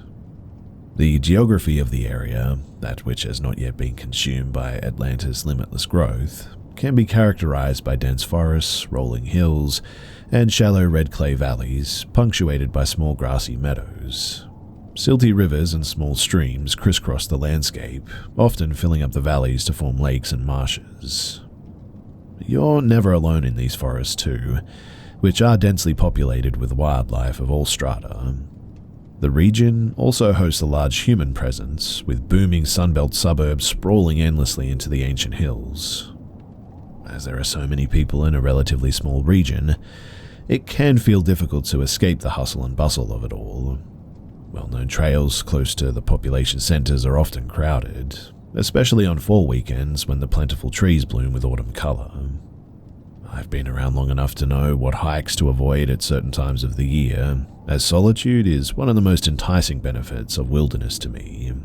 Plenty of state and natural forests, as well as expensive county nature preserves, go relatively unnoticed if they're not among the top search results on all trails. My Labrador puppy loves to accompany me on any hike, and after work one day, I loaded him into the cab of my tired old pickup and drove us out to a close-by nature preserve that we frequent. The small gravel parking lot was totally empty when we arrived. The trail that we took led straight from the parking lot and was one of the most popular. It was midsummer, and I knew that there would be at least 90 minutes before sunset, but under the tree cover, the landscape was already beginning to darken. As we got on our way, the roar of cicadas immediately drowned out the soft percussion of our footsteps. After crossing a whitewater creek and proceeding through a thicket of tall pines for not more than 2 miles, the view suddenly opens up to an expansive, untamed meadow. Markings on trees along the right-hand side clearly indicate where the trail resumes on the opposite corner, several hundred yards away. The majority of the meadow slopes down gradually to the left, dotted with occasional dogwoods, and is sliced off sharply by another wall of old-growth pines before the bottom of the hill. Now, although I was familiar with the trail, I suddenly found us cutting swiftly leftward through the tall grass and down the hill toward the grove at the bottom of the meadow. Both my pup and I were drawn with urgency to this off-trail area of the preserve. Soon enough, we were at the trees and taking our first steps into the dim woods. Through the branches ahead, I could see a crumbling red brick chimney standing alone in the brush. It didn't appear to be far away, but as we continued to advance toward it for several minutes, it seemed that, for whatever reason, we just weren't getting any closer. Suddenly, a large black snake stopped us in our tracks, positioning itself as if to block us and staring with a raised head. This is highly unusual behavior for black snakes, which are normally furtive and keep away from people. This slight shock snapped me out of my almost trance-like state, and suddenly, everything felt very wrong. I took it as a sign that we were not welcome in that part of the forest, and no longer wanted to investigate the chimney. It took much longer than I expected to get back into the meadow. At this point, I was drenched in sweat, and my pup was panting hard, whereas not long ago we were enjoying the relatively cool summer evening. The meadow, too, was now dark, and when I checked my watch, I saw that we had been off the trail for nearly an hour, apparently. Also, everything was now completely silent, no more cicada chirping. None of that made sense, but I've had similar encounters throughout the region, where the laws of space and time seem to be somehow suspended in certain areas of the backwoods. I've considered looking for the chimney again when I'm sure to have more daylight, but then I think about the snake's warning and the feeling of existential dread that I felt that evening. I don't know. Perhaps some things are just not meant to be investigated.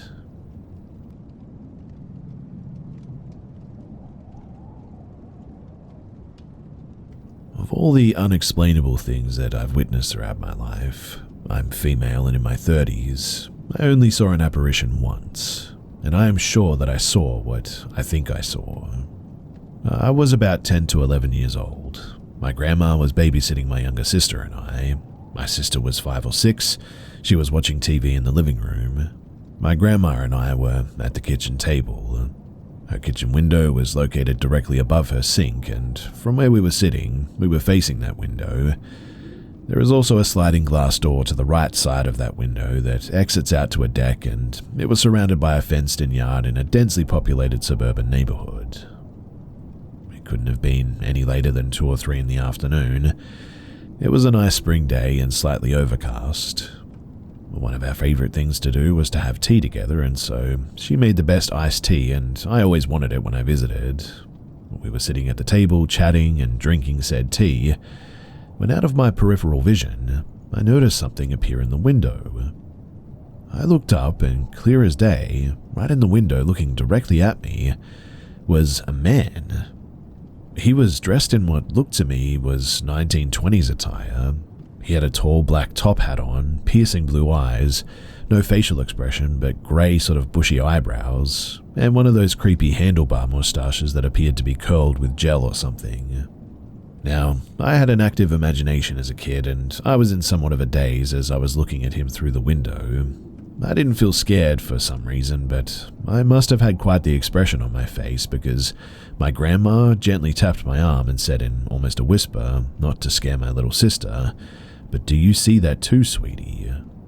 With that, I looked back at the window, and he was gone. My grandma and I went outside and inspected the deck and yard, but there was nothing. I asked my grandma what she saw in the window, and she told me that it looked like a middle-aged man from the past who she did not recognize. I asked if he had a mustache, and she said yes.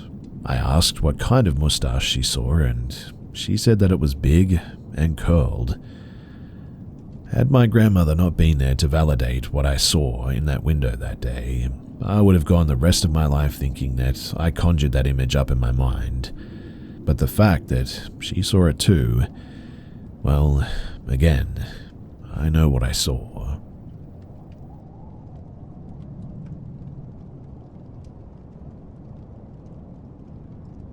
So I moved in with an old roomie, Cassidy, and her 2 dogs back in August of 2021. We had an apartment for a year prior to moving to the duplex. The new place was on the south end of Columbus, not the best area, but I can deal with addicts and persistent homeless people, no problem. What I couldn't deal with, though, was whatever was actually there. Move-in was normal chaos. Boxes, sleeping on a mattress with your bed frame next to you, painting, etc. Nothing out of the ordinary happening. After a few weeks, I was constantly misplacing things, though. This is far from unheard of for me, but it was sort of out of control. Keys I put in the middle of an empty table wouldn't be there 10 minutes later. I'd start looking for them, and then eventually they'd be back where I left them. This wasn't daily or anything, but enough to mention for sure. Duplex was 2 stories, terrible creaky floors, thin walls, and I could hear my neighbors' farts. And for a bit, it sounded like somebody was walking on the 2nd floor, but nobody was home up there. In the end, I just assumed it was the neighbors and I could hear them. That assumption, though, was disproven when my neighbors were out on their shared porch and I was inside, and I heard the footsteps and thought, oh, okay, so we really do have a little ghost here. I mean, whatever, I can deal with that. The footsteps were light and always in a sort of quick patter, like a little kid who doesn't know how to skip trying to skip or whatever. I'd get a tap on my shoulder here and there as well, but all harmless stuff. Soon I started hearing my roommate ask for me or say my name when she wasn't home.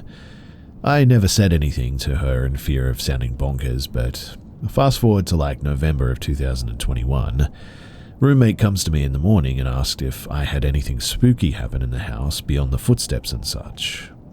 I told her then about hearing her ask for me when she wasn't home. She paused and did one of those eyes slightly closed, okay sort of soft nods, told me that she's been having the same thing happen, but obviously me asking for her.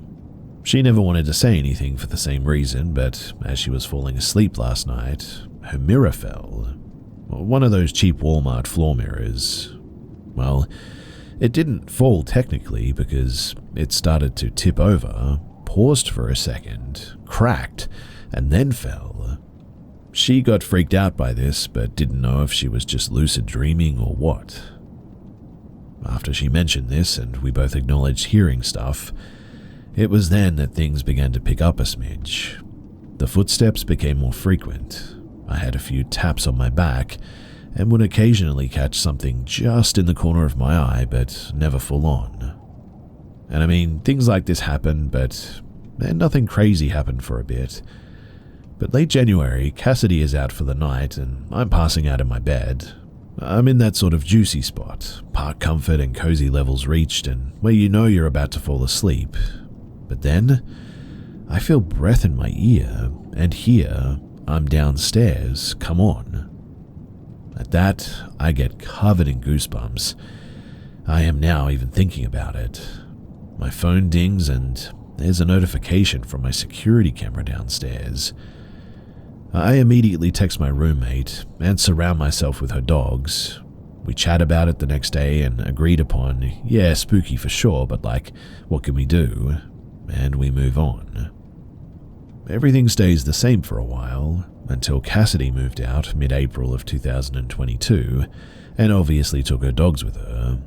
And then, everything got wild, fast.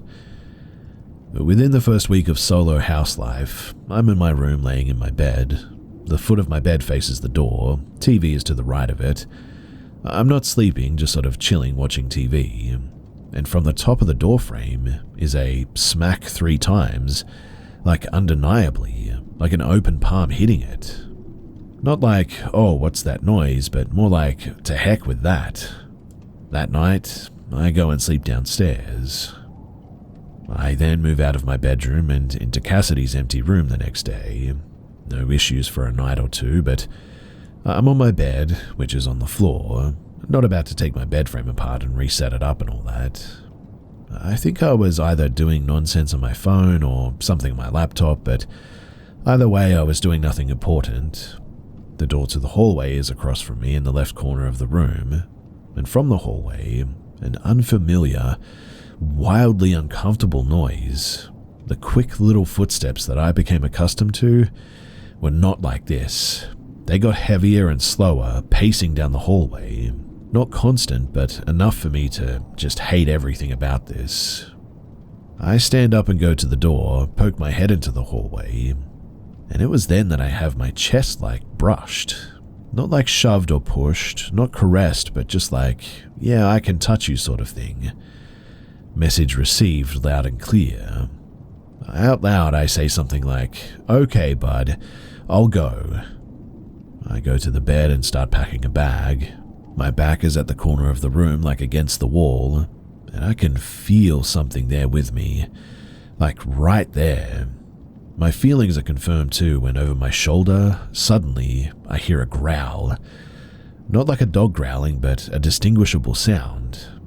The best way that I can explain it is if you asked a tired, overweight guy to impersonate an empty stomach. And at that, I dip so fast. I stay at my art studio and I go back during the day and try to push it to the back of my mind while I start packing my stuff. At this point, I'm moving or attempting to. Credit score and financial situation aren't ideal, but I've seen enough horror movies and I know staying helps nothing. After staying at my art studio a few nights and spending the days there packing with no activity, I decided to stay another night. After all, my studio is not the most comfortable place to sleep. First night back, nothing, just the overwhelming fear that it's going to happen again. Second night, nothing. Third night, same. Okay, so maybe I have carbon monoxide poisoning or something the other night. I try to breathe easy, but that stuff was terrifying, so easier said than done, right? Once I somewhat settled back in while continuing to pack up, that was when the footsteps started back up. Things progressed like a heroin addict's tolerance after a quick stint in rehab.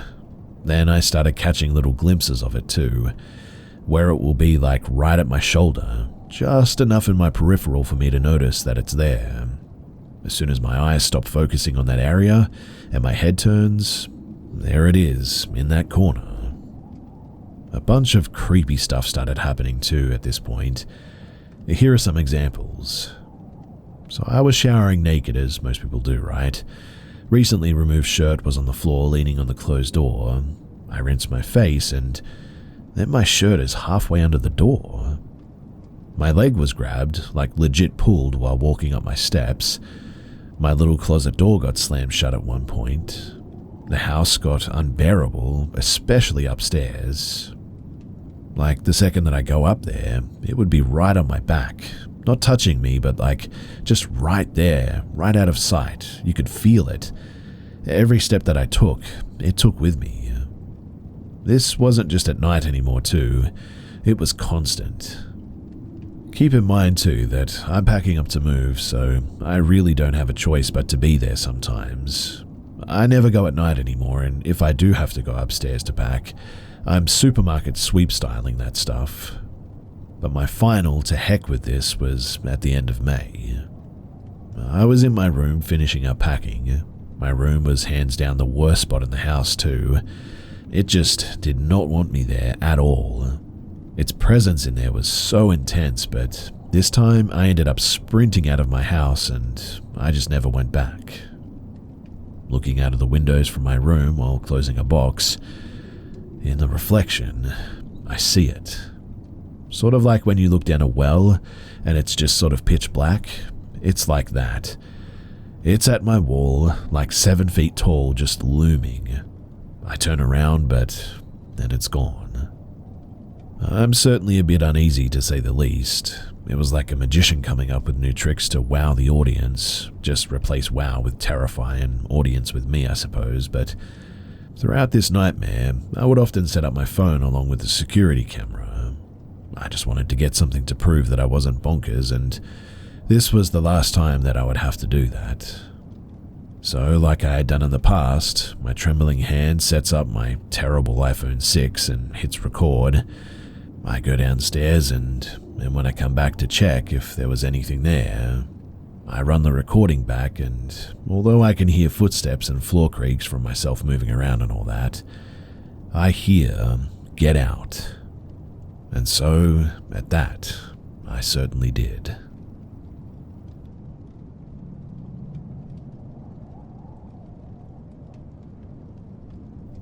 I just recently remembered this story from when I was quite young, so I figured that I could share it here, as looking back, it's, well, kind of creepy. So I grew up in the Midwest, a little north of Chicago. When I was probably around 12, a friend and I saw some deer behind his house. There was a large field behind it that a forest bordered, so it wasn't uncommon for deer to be there. Being kids, we wanted to go and pet the deer, so we slowly approached them. We walked across the field to them so that we wouldn't spook them. Looking back, the deer really should have ran. Two big creatures walking towards a herd of deer really should have spooked them, but they all just kind of kept on eating the grass and standing there. I was in front of my friend, so I got a closer look at the deer than he did. I would guess that I was maybe about 6 feet away from this deer when it finally looked up at me. That was when I noticed her knees and saw that they were bloodied. I just figured that it was because she had previously laid down on them or something and got scratched up. I looked up at her face and I was filled with fear. Something that was very unlike me as a kid, and so we ran. But now remembering this later, something that I didn't think about at the time as strange was the fact that her knees were actually facing the wrong way. Not like they were broken, but like they had grown to be the wrong way. Of course, she could have had a defect or something like that, but everything combined with the feeling of dread that I felt looking into her eyes, it creeps me out all these years later. If anyone has any thoughts on this, then please do share, because, I don't know, it could be nothing, but it definitely was freaky.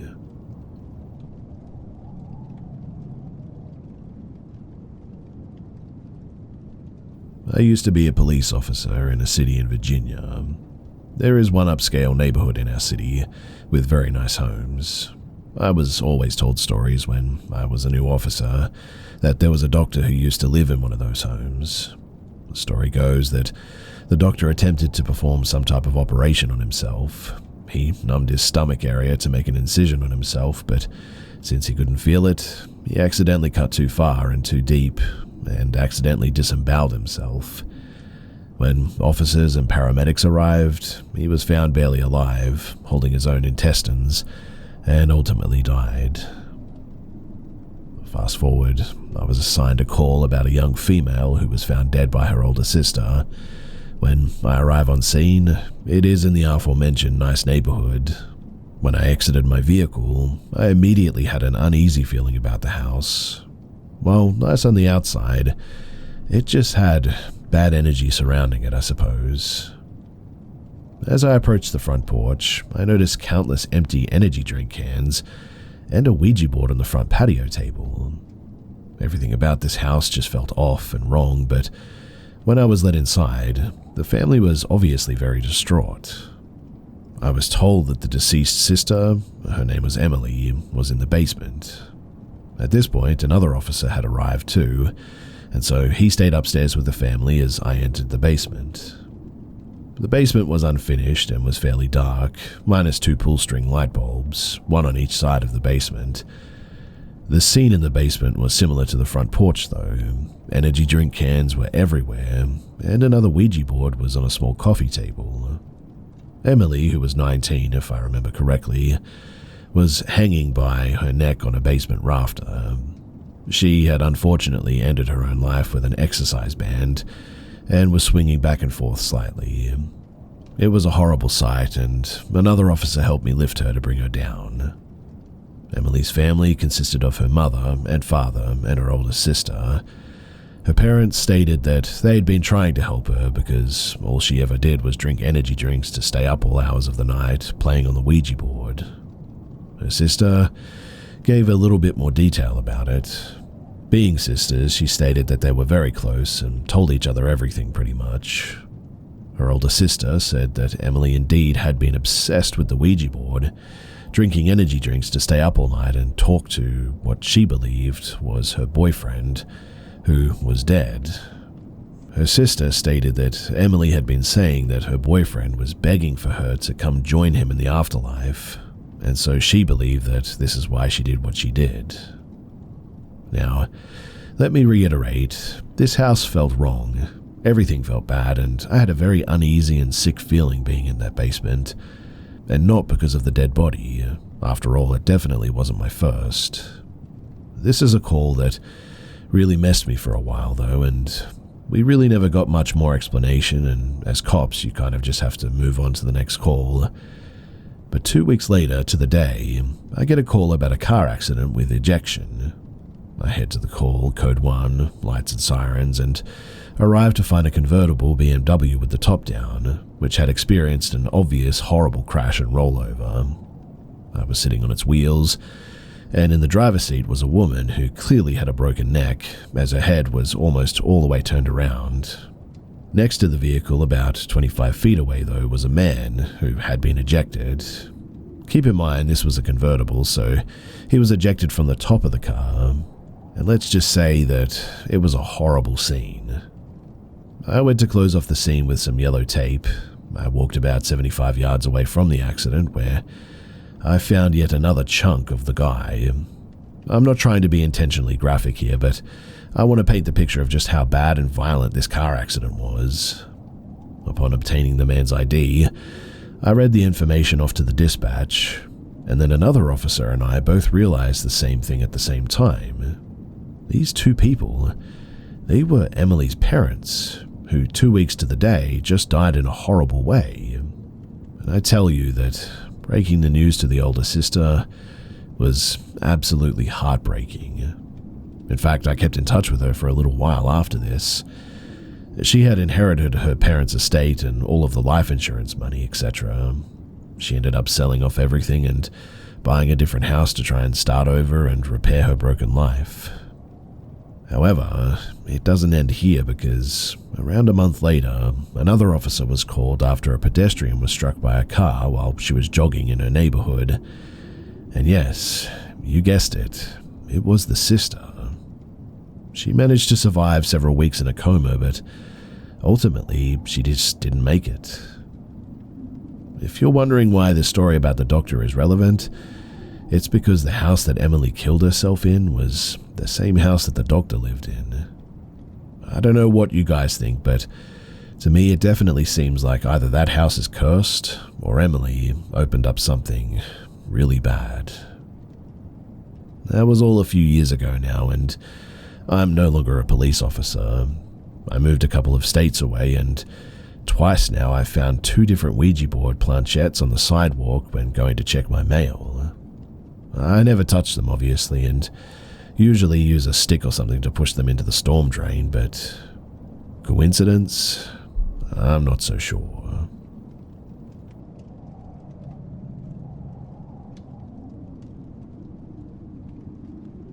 I grew up in a fairly rural area of Virginia. As a kid, I had an obsession for dirt bikes, watching motocross on TV, the X Games, reading Racer X magazines. It was all I thought about. So when my mum and dad bought me my first dirt bike one Christmas, I was ecstatic. From that moment too, my days were consumed with riding that thing. As soon as I got home from school until sundown pretty much, you could bet that I was in those woods somewhere riding around. Right behind my parents' house was a huge expanse of woods. There was a trail that ran virtually the entire length of our neighborhood. It was a point-to-point trail with a few turns, hills, and jumps. It would take about 15 minutes on my dirt bike to ride the length of the trail from end to end. There were no other trails too, just this one long trail. And when I got to the end, I would just turn around and go back the other way. I would ride back and forth for hours pretty much every day. I ended up learning that trail like the back of my hand, where every tree root was, where every turn was, where every rut was. I mean, you get the picture. Now, when I was 13, I started having this reoccurring dream.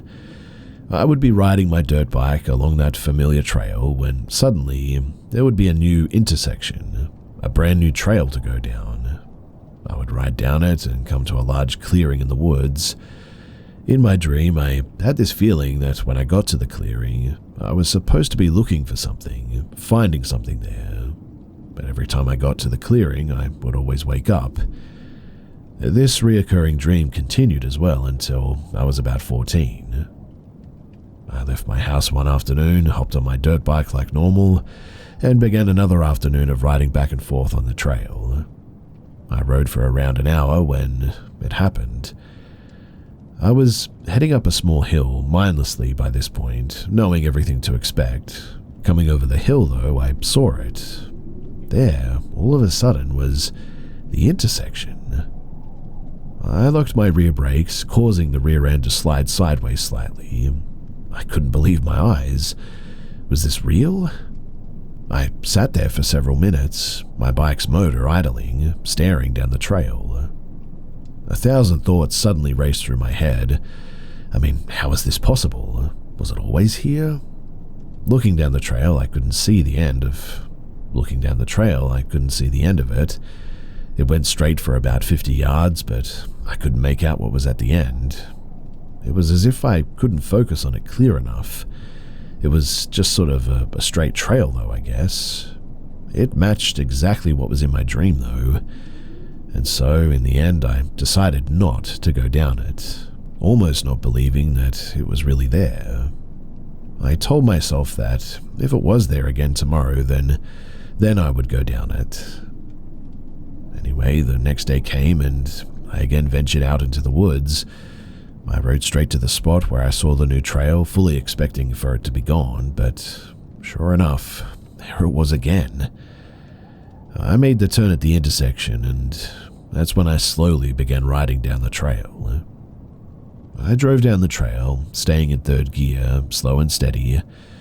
The trail was completely straight, and it only took me about a minute to reach it. The clearing, that is. The exact clearing that I always saw in my dreams. Dumbfounded, I sort of stopped, put my kickstand down, turned off the motor and got off my bike. I took off my helmet, looking around. What the heck, I whispered to myself. The clearing itself was a perfect circle, around 50 feet in diameter. It was surrounded by dense forest, minus the single trail leading to it, obviously. I couldn't make sense of this, though. I thought that I was losing my mind or something. I walked around the circle confused, contemplating what it all meant, and looking around for answers.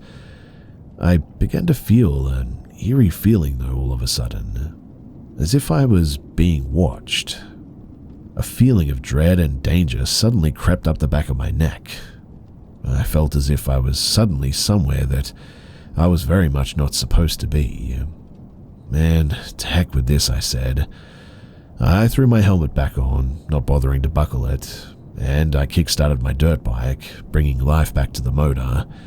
I peeled back down the trail, shifting gears, and I hauled butt back home. I rode for a few minutes when it suddenly hit me, though. Why the heck is it taking so long to get back? I mean, it took less than a minute to reach the clearing, yet I've been riding down this trail for what felt like was several minutes, and I hadn't met back up with my familiar trail yet. At that, I started to panic, getting disoriented. I told myself, maybe I'm just going the wrong way. I knew that it didn't make sense, but I was willing to try anything to get out of there at that moment. I spun the bike back around, and within about 10 seconds, I made it back to the clearing all of a sudden. I peeled around again, back down the trail. Again I rode and rode, never making it back to the intersection though. I stopped, got off my bike, feeling defeated, confused, and a little bit scared now. I threw my helmet and collapsed next to a tree, sobbing. On my knees, I let out a frustrated and terrified scream, I guess. I sat there trying to think of what to do next. I'm not sure how long I sat there for, but it felt like hours. I could see the sun dropping in the sky, the woods getting dimmer. I started to feel like I was never going home. So I closed my eyes and somehow, probably out of mental exhaustion, I must have fallen asleep with my back against a tree. I'm really not sure how long I slept for, but I woke up, immediately jumped to my feet, wildly looking around and quickly gathering my bearings. And it was then that I realized that the sun was shining brightly and I was now back on the trail, my blessed familiar trail. The intersection and the new trail were still there, but somehow I was out. Quickly, I jumped onto my bike, riding as fast as I could to get home. I had no idea how long I was gone for and thought that my parents were probably worried sick. Exiting the woods by my house, I parked my bike and I quickly ran inside. "Hi, honey," my mum said. "I'm sorry, I don't know what happened. I just lost track of time." I managed to get out. "Well, it's only been an hour. I'm surprised you're already back inside, actually," my mum said. I stood there, mouth agape, staring at my mum. "Are you okay, sweetie?" my mother asked me, and a look of concern was suddenly growing on her face. I forced out an awkward smile. Yeah, I'm fine. I'm just not feeling well, I think." I went to my room and a million questions were running through my mind. I spent the next few days confused, replaying every moment through my head. I wanted to just make sense of, well, everything, to have some logical reason for it all, but there just wasn't any. In the end, I devised a plan, though, that, looking back, was honestly incredibly stupid, but I couldn't live with not knowing what the heck happened to me in those woods that day. Now, my dad was a bit of a tool connoisseur. Any tool, hardware, rope, bungee cords, he was your guy. And among his collection, he had a giant spool of yellow rope, around 600 feet of it. I decided that I was going to use that rope, tie it to a tree at the intersection, and then ride back down the trail to investigate. The rope, it would serve as my lifeline, helping guide me back when I was ready to leave. And that day, I went back out. Getting to the trail intersection, I tied one end of the rope around my waist and used several bungee cords to tie the spool to a tree, giving me slack but staying secured to the tree. And afterward, I headed back down the trail. Feeling a new boost of confidence and determination, I rode back down that trail and quickly arrived back to the clearing. I kept one hand on the knot on my waist, being sure that it stayed there. I got off my bike, leaving it idling, and walked into the middle of the circle. I started to get that eerie feeling again, as if I was being watched, but this time I shook it off. A new feeling of bravery had suddenly come over me. I felt determined to discover what it was that we were supposed to find here, and what the point of all this was. I forced down the feeling of dread. Scanning the clearing, I suddenly became fixated on one tree in particular. This tree was darker than the rest, almost looking burned, maybe. I got closer to it. Flaky, black, scorched marks covered the tree. I was staring at the tree, almost feeling stuck in place, when suddenly something began slowly peeking its head out from behind it. The face was black, burned, decayed, and not human, almost like a bad imitation of one. It had short, wiry black hair that looked oily and covered in soot. And as soon as its eyes met mine, my dirt bike's motor shut off all of a sudden. The silence caused me to turn around to look at my bike, then I quickly turned back, but when I did, the thing was gone. Eerily, though, the woods suddenly became very silent. For a split second, I froze too, until instinct in my body kicked in and told me to get the heck out of there quickly. I sprinted back to my bike, kick-started it harder than I ever had. I half expected it to not start, but to my relief, it had started. I left my helmet behind, riding as fast as I could. The image of the thing's eyes burned into my mind. In my haste to leave, I made a fatal mistake, though. Having walked a good ways past my bike into the clearing, I had created way too much slack in the rope when heading back the opposite direction. I was shifting gears, going faster and faster, when suddenly the rope caught my chain. My rear wheel locked and I was sent straight over the handlebars. Although in pain, I got to my feet as quickly as I could, dirty, limping, a burning pain in my ribs. The rope was still tied around my waist, but it had somehow been severed in the crash. Frantically, I looked around for the rest of the rope, the end that would lead me back, but it was just gone. I ran to my bike in any case and trying desperately to get the pieces of the rope out of my chain and sprocket, when I saw it. Movement from the corner of my eye. I stopped, froze, looking in the direction of the movement. I then saw more movement again out of the corner of my eye. It was as if it was, anticipating my moves, staying just out of eyesight, darting between the trees almost. I took off running down the trail, abandoned my bike. My adrenaline was pumping and I knew that I was running for my life. I then spotted the yellow rope, that beautiful yellow rope. I literally screamed yes, running as quickly as I could toward it, following it to salvation. But the rope, it began retracting, dragging on the ground, back up the trail. No, I screamed, running as fast as I could toward it. I ran after it as it seemed to run away from me. I was hoping to see the intersection, praying that it would be there. And then, all of a sudden, I did. I reached the intersection, crying, heaving, trying and failing to catch my breath. For a second, I felt pure relief for making it out alive, but that was when I noticed something. The yellow rope. The spool was no longer bungeed to the tree. The rope now led behind the tree. Slowly, it stepped out from behind the tree, revealing itself in its entirety.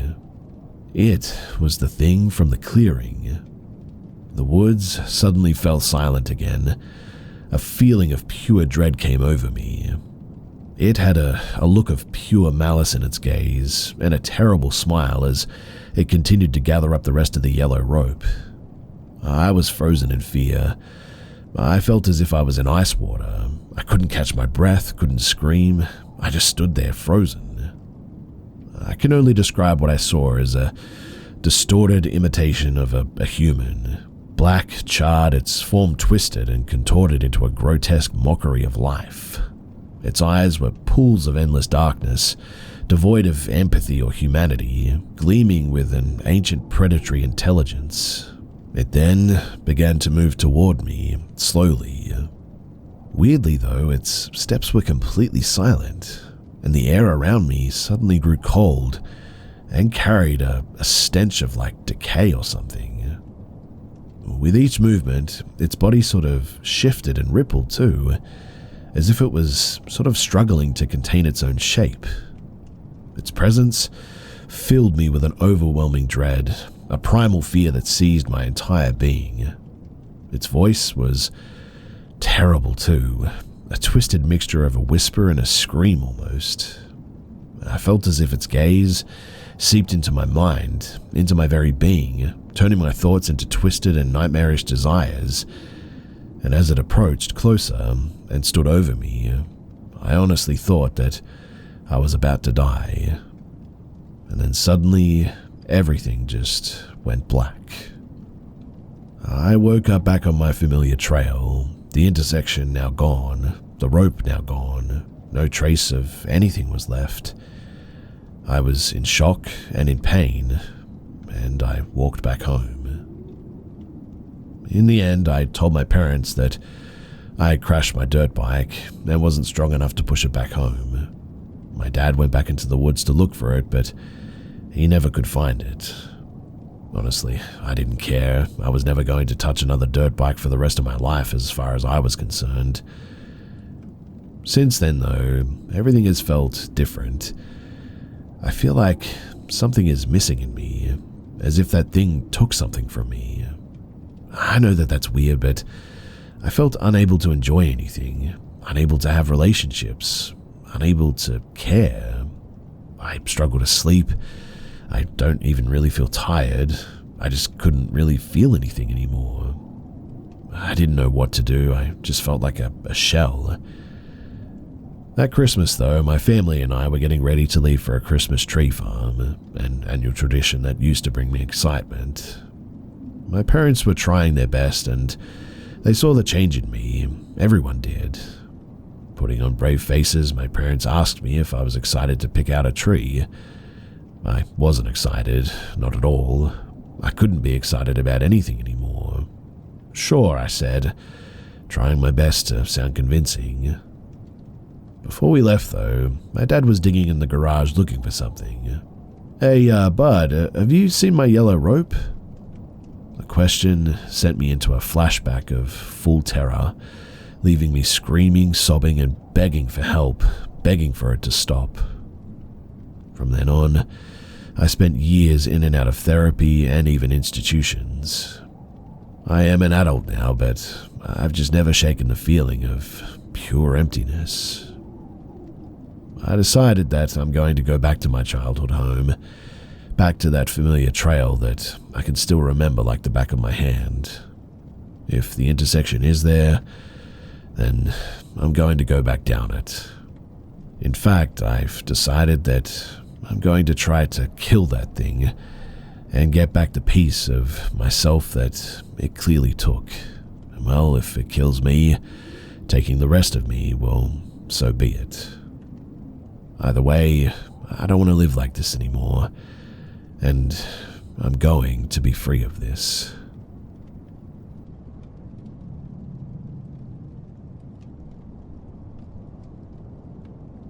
I grew up in a century house. I think it was 105 years old in 1985, so very, very old. It was beautiful, but I hated the vibes there. Always felt nasty and sort of unclean. Between the ages of 3 and 8, though, I would see a fuzzy, misty sort of apparition that would play peekaboo with me in the mornings as I lay in bed. At first, it would be misty and become intermittently more solid, waxing and waning in its visibility like power surges. For a long time, I would stare, especially on weekends when I slept in and had time to ponder, thinking that I was half asleep, but I would count, spell words, do my ABCs, later recite prime numbers, pinch myself, move about to make sure that I was awake, and I can assure you that I always was. I'm a pretty straightforward person, always have been, but I couldn't believe my eyes.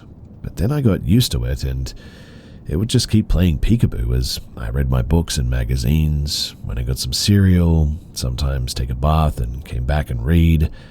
Later, when I got a TV, I would watch cartoons and it would be there. It sort of became my morning ghost buddy, I guess. I did my thing and it did its thing. It was a misty shape of a head and shoulder and featureless but semi-solid. I could see through it, but also it was like staticky and would sometimes be more obvious and then sort of fade back to a less solid fog. Also, it sort of looked like moving particles if you stared long enough, like static from a TV, but more white. It didn't feel scary, I guess, but just odd to me. It was almost like I was witnessing something highly unusual, and it was sort of bemusing. A phenomena of sorts, I guess. Anyway, the freakiest part is that it was doing the little peek thing at the top corner of the 10-foot door frame. Sometimes a little more than the head and shoulders would move out, and it would be an amorphous blob, but it's like there was a barrier and it couldn't move far beyond the doorframe. I don't even know if it was actually truly conscious enough to be playing with me, or it was sort of stuck there at the frame and doing its thing, but I sort of felt like it had some intention. Just a feeling I had, but that's what it was. Eventually it would stop, or the light got so bright that it would not be discernible, but I think it stopped about mid-morning. I never saw it at night or dusk or any time during the day if I took a nap. This was only in the morning hours, between dawn and say 10 or 11 a.m. Eventually I just stopped seeing it too. It could be because I started closing my bedroom door at night as I got older and wanted privacy, but I'm not so sure. Looking at the history of the house that was built by a distant relative who owned a sawmill and local hotel, he was a bad actor from what I understand. At some point, there was a fire shortly after the house was first erected in the 1880s, and the stairwell and the upper floor were damaged and reconstructed. Not a devastating fire that killed anyone, but the stairwell and the foyer on the second floor by my bedroom was not the original, but 20 years or so younger. Maybe that guy, though, maybe he killed somebody there because he was a southern gangster of sorts and was involved in getting rid of some folks, or so it's said. Some people did pass away at the house of old age and natural causes. Wakes were held there, so maybe a ghost. Appalachia is old with history, predating the settlers, so who knows. To my knowledge, no dramatic deaths, and my family are all about knowing the scoop on the family drama, so we could never find anything there. Also, the house eventually burned down due to electrical issues during renovations after we sold it in the 90s. But it had a majorly creepy vibe in some of the rooms also, like a feeling of dread and sort of sadness, I think. I had a playroom in the attic, and sometimes I would be playing in there and feel like I was being watched, and the hair on my arms would actually stand up like fear or static in the air, and my ears would start to ring too. I describe it a bit like the air changed, like when you go to higher altitudes and your ears pop, or when the silence becomes audible. A shift in silence from normal silence to sort of complete and thick silence. It was a total atmospheric shift, a pressure change. I would be so afraid that I would almost get a freeze response, but I somehow knew not to react like that. Like I was scared, but to put my things away per usual and calmly leave like normal without freaking out or getting hurried. As I got older, I have heard some bad energies feed on fear, so it's interesting as a kid that I knew in my gut not to react like that. Just sort of remove myself, but don't overreact. I've always had a good poker face, and maybe that's why, I don't know, but I also don't scare easily, even in situations that would warrant panic. I'll freak out later, but in the moment I just try to stay cool, like autopilot or going numb, which is good in times when you need your wits. That's the first time that I remember engaging in that mode, about 5 or 6 years old in my attic playroom. Another story too is that we lived in a mountainous area foothills of the Blue Ridge Mountains. At the base of the mountain there was a huge cotton field. It was pretty beautiful actually, but I would freak out when I saw it. My mum said that it started as a toddler, but I would look at the field as we drove by and I would start hyperventilating, whimpering and get tearful. Later, when I got older, around 5, and learned what was up, I would just hide under a blanket until we passed it to manage my exposure. As I got even older, I would just look at it and try to figure out what about it vexed me. It was a stunning visage, beautiful and picturesque. Nothing that I know of happened there, like a battle or recent bad history or anything. But my mind saw something my eye could not, and it was freaky, and for whatever reason I hated it. As an adult, I no longer get that feeling at all when I see the field. Just a peaceful place, I guess. People even take pictures in the late summer and fall when the cotton blooms there. Also, there's sunflower fields adjacent to it, and that's pretty glorious. It's a sunny patch in the middle of the mountains. A valley with meadows, and coming off of the mountain you get a bird's eye view, and it's honestly like no other. But as a kid, for whatever reason, I wanted to walk a wide circle around it, and I mean a very wide circle.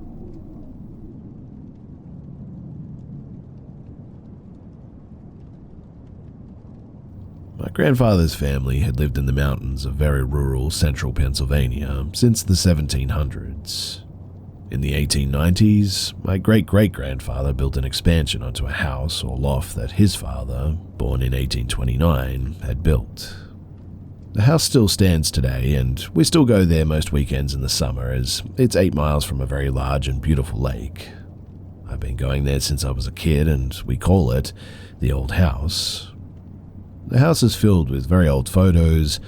Some of the photos we know the ancestors in them, some we actually don't. Some of the photos, though, are very creepy. When I was a child, probably about, 9 or 10 years old, we went for a weekend in the summer. I had one pair of sandals that I was wearing, and I would always take them off next to the fireplace, which didn't work anymore. On the morning that we had to leave to go back home, the sandals that I was wearing were now gone. They weren't next to the fireplace anymore. Both my parents and my grandfather, who was there, searched the entire house high and low for my sandals, but they could never find them. Keep in mind that this house is not very large.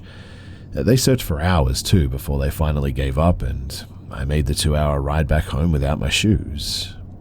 My grandfather stayed at the house for another day before going back home. When my grandfather woke up the next day, the sandals, they were right there next to the fireplace where I had left them. But my family still talks about this to this day. My grandfather told my mum that they must have not wanted her to leave. I've always loved this house and have felt very close to my ancestors while in it, but that was pretty creepy. Anyway, I went to the house last summer with my daughter and my friend. I set a vape pen down on the kitchen table. My daughter and friend were outside picking apples off of an apple tree behind the house. We were due to leave the house that morning. I went outside to load up my car, and when I came back in, the vape pen was not on the kitchen table. Nobody else had been in the house between the time that I had set the pen on the table and the time that I had come back in. We searched the entire house, and there was just no vape pen to be found. I and my family members have been back at that house half a dozen times since last fall when this happened, and no vape pen was ever found or recovered. My ancestors never drank or smoked, from what my grandfather tells us. My mum tells me all the time that it was them telling you to stop. Not super scary or anything, but it is definitely completely unexplainable. I have always felt a crazy deep connection to that house too, and have taken it upon myself to research and gather a lot of information about my ancestors who lived on that land. I am the oldest grandchild, and one day that house will become mine, as we always pass it down to the oldest member of the family, per my great-great-grandfather's will. Weirdly enough too, I seem to be the only person whose belongings always go missing in that house.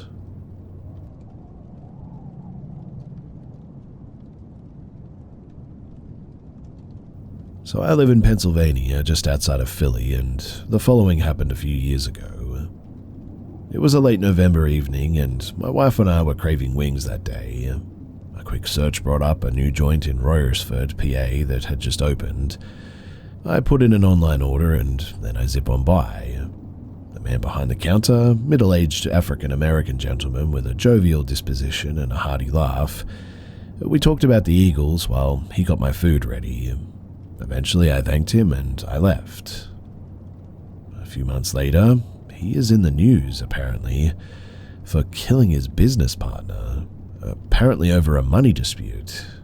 She had funds and he wanted them for a new location, but she allegedly refused. He buried her outside of an industrial area and parked her car elsewhere. The police found evidence of him being in her car, several failed attempts to get access to her Cash App or Venmo account, evidence of a struggle in her home, and before long, Chicken Wing Guy was actually arrested, tried, and convicted of his business partner's murder.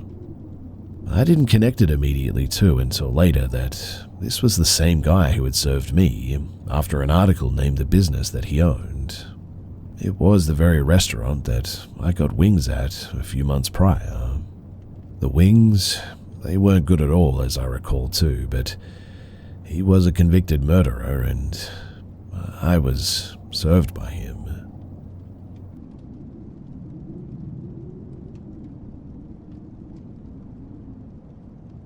My grandma's property is settled all the way in the back of the woods at the end of a long unpaved road. Along with being comically bumpy, it also has a history of hauntings that were passed between family members over the years. I myself was somewhat skeptical of these tales, not because I'm not a believer of the paranormal, but because my uncle and father have a habit of being very exaggerative. Until one night, about a year ago. Back then, I lived with my grandma down at the end of that road, and at the time, I also didn't own a car. As such, my boyfriend had to walk to my house from the entrance of the road, since his parents didn't want to risk damaging their vehicles on the aforementioned bumpy road. Mind you, this road is a good 20 minutes walk from the beginning to the end, completely overgrown with bushes and trees, and has a puddle every other step. So more often than not, I'd meet him about halfway and then walk him back to the entrance once he went home.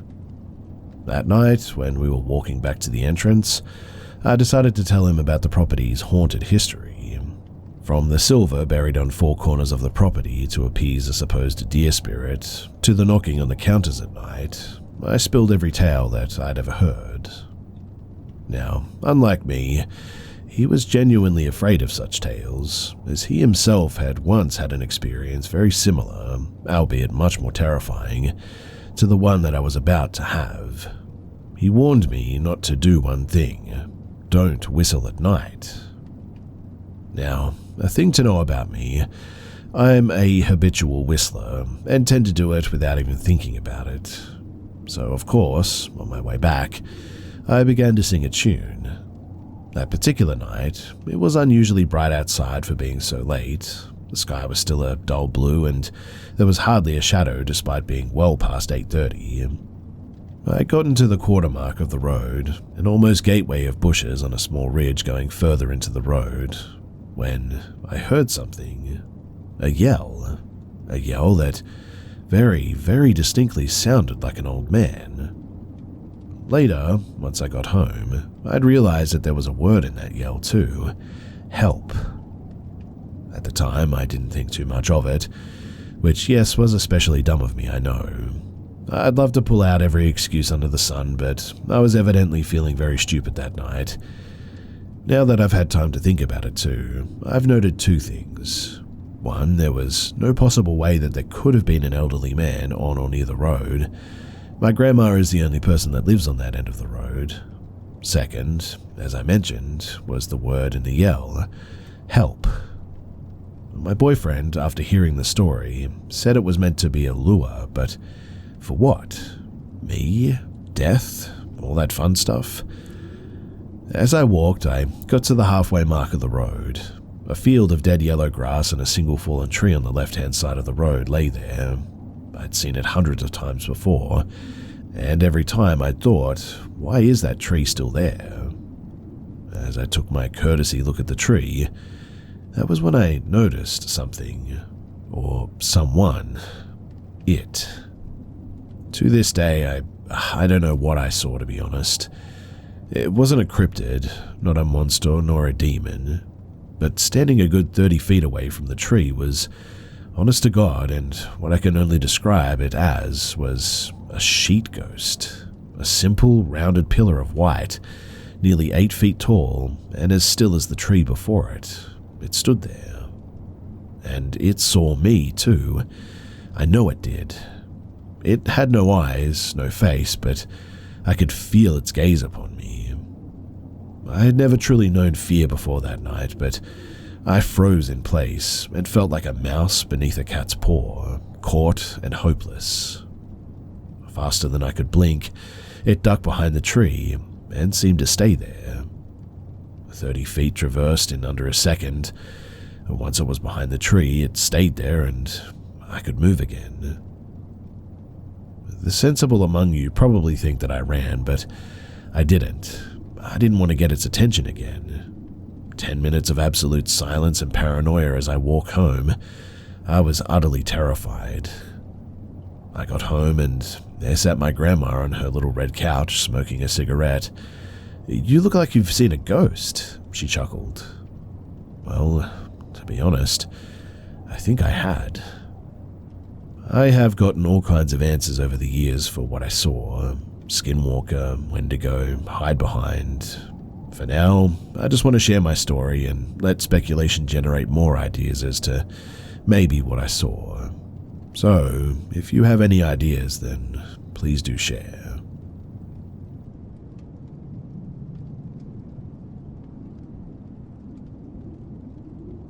Many things in my life have been very spooky, but a pinnacle event always stands out. I worked in a cemetery that was built on the grounds of a carriage house that burned down, taking at least one human and some horses with it. Now, there was also a pauper's grave of unknown remains transplanted from a tiny rural graveyard there too. And one Saturday, I was on duty and very, very aware of the male shadow figure who lurked around the office. You could hear him walking with a cane up and down the hall. It always put me on edge. He felt ominous and disquieting. I had a burial that day and the family no-showed. Later on, I swore that I heard someone in the lobby down the hall from my office though, but when I got there, they were gone. I assumed it was the family and rushed out to find them. We played Ring Around the Rosies with a huge funeral home between us.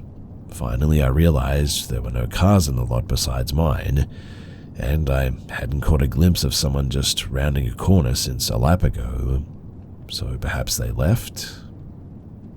Later on, I was in the giant vault that doubled as our records room.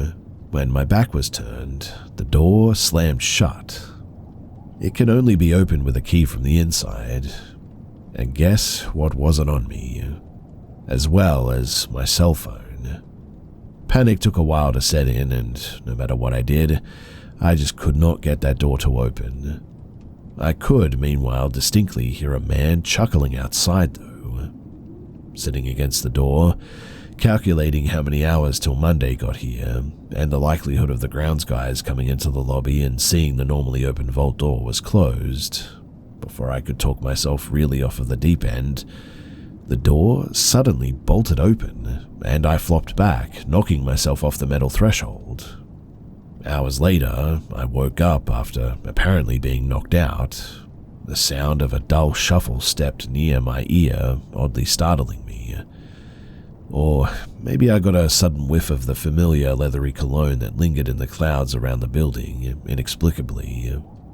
Either way, I was awake and I wasted no time in locking up and leaving.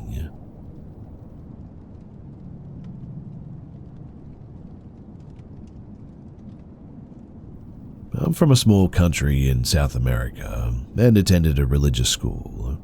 Every year you go to this sort of spiritual getaway in a camp that's situated in an open field next to a small river and this sort of forested mountain area. Said place is beautiful but gives off an off vibe, I guess, almost like it's lost in time due to its very old structures. And because of this, the place has been shrouded in mysteries and horror stories. It doesn't help, too, that the whole town was once burned to the ground in a very gruesome war that almost wiped out my country off the map in the 1800s. Anyway, here's what happened.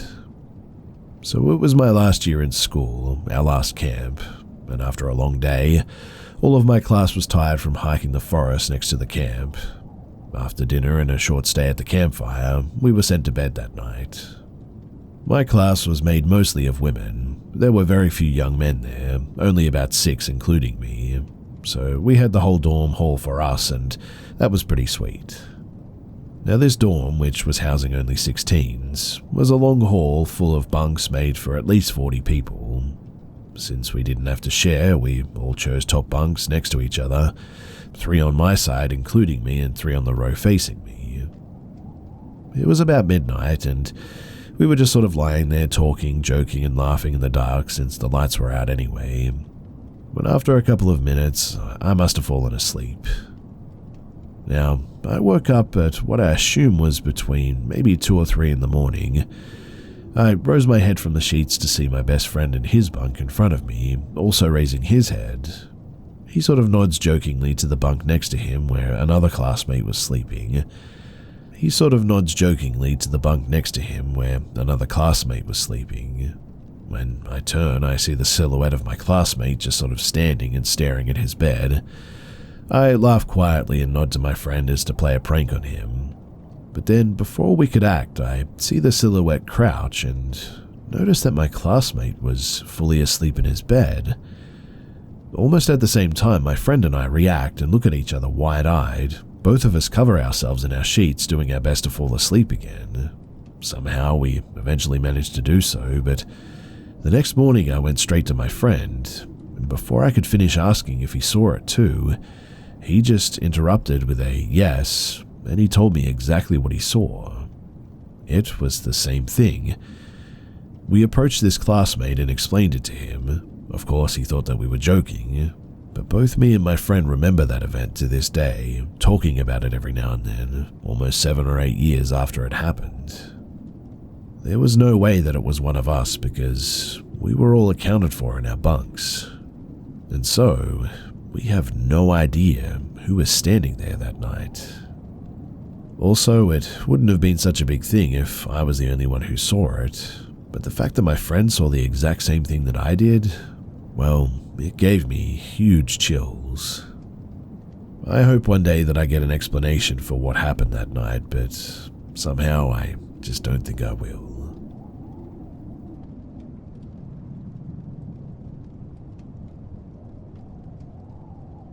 Almost 20 years ago now, I was traveling up and down Chile for a while with my friends, backpacking, essentially.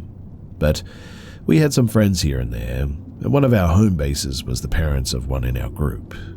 His stepfather was a natural doctor. Awesome, right?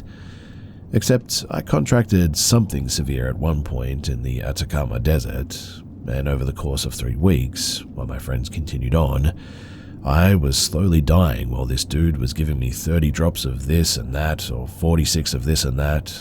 And at one point, as I was convulsing in their bathtub, the mother decided enough was enough and I had to go to the hospital.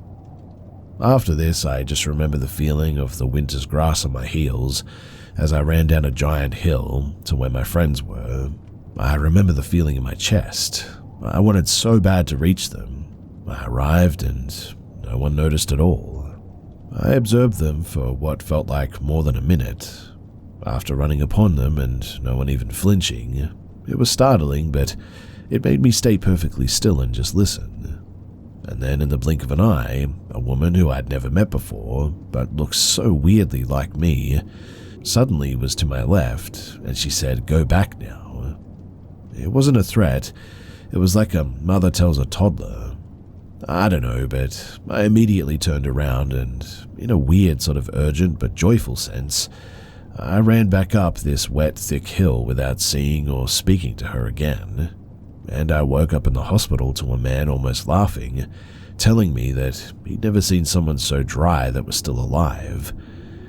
But the weirdest thing is that I later confirmed the actual conversations my friends were having that I observed that day, and I have no explanation for that whatsoever. I don't remember reaching the top of the hill or anything, just my hands grabbing at ferns and that I was wet, like as if I was running up a hill in my home, which is always wet, it's rainforest, and I was totally dehydrated, completely for weeks at that point. I remember climbing in the ground and my toes in mud and my hand on ferns, and then the doctors just smiling at me with their faces. What I heard them talking about was just so mundane too.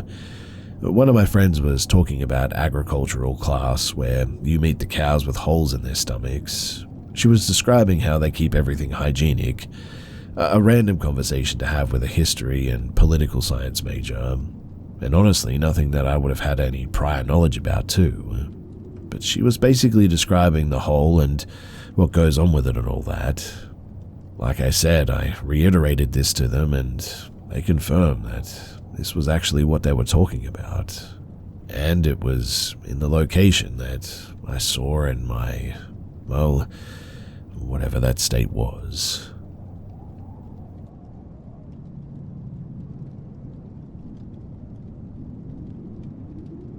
So, I'm a skeptic. I don't really believe in paranormal stuff, but I would still probably refuse to be alone in a haunted place, and I get uneasy around ghost stuff. There was also something peculiar that happened when I was a child that I remember vividly, but I have no real rationale for, and I'd like to get some ideas as to what it was or could have been. Maybe get some takes from the more paranormal-aligned folk here, too, as to what specifically it could have been. So, I grew up in a council estate in northwest England, quite a poor area, and I believe it was built upon a small Italian POW camp some years after World War II actually ended. I'm not sure about that, but there's some local stories about haunted pubs and such. And my mum would always be watching paranormal TV shows like Most Haunted, so any notion of Occam's razor was firmly out the window, and I would quickly assume something was a ghost, etc. There were many stories of a black shadow moving through the terrace we lived in as I was growing up, and this was a common story shared between neighbours, but this could easily just have been a lie. But to get to the main story, I was probably around maybe 11 or 12 years old when this happened. I'm 25 now. My parents and my younger sister, they had left for a school performance and I'd stayed at home.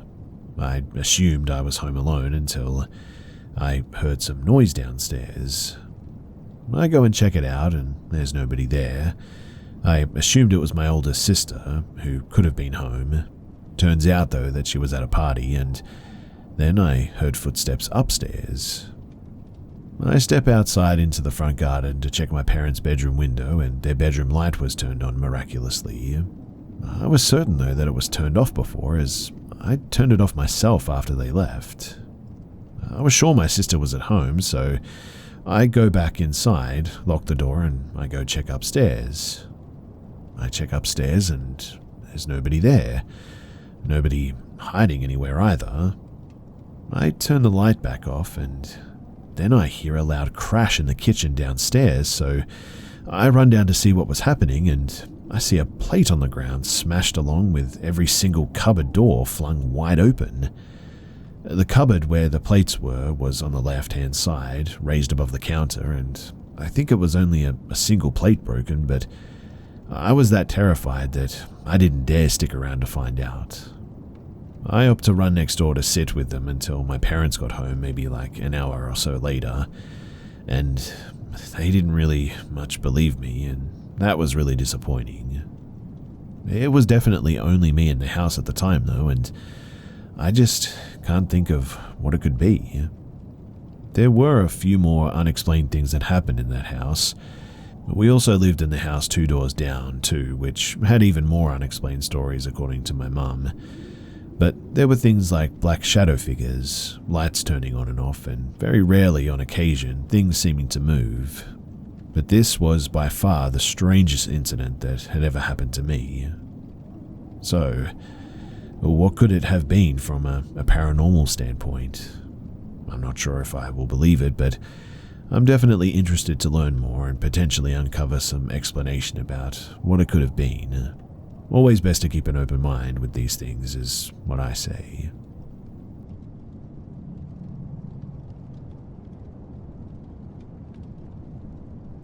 Look, I know that this is kind of a lot all in one night, but this is exactly as it happened. And if you have any insight, well, it's definitely welcome. I still don't understand how it all could be connected, but this past week, my friends and I rented a cabin in Hatch, Utah, at the base of some mountains. We were so high up that the house didn't have AC, so we opened all the windows. This matters for later. We were surrounded by beautiful tall grass, awesome views. It was just perfect.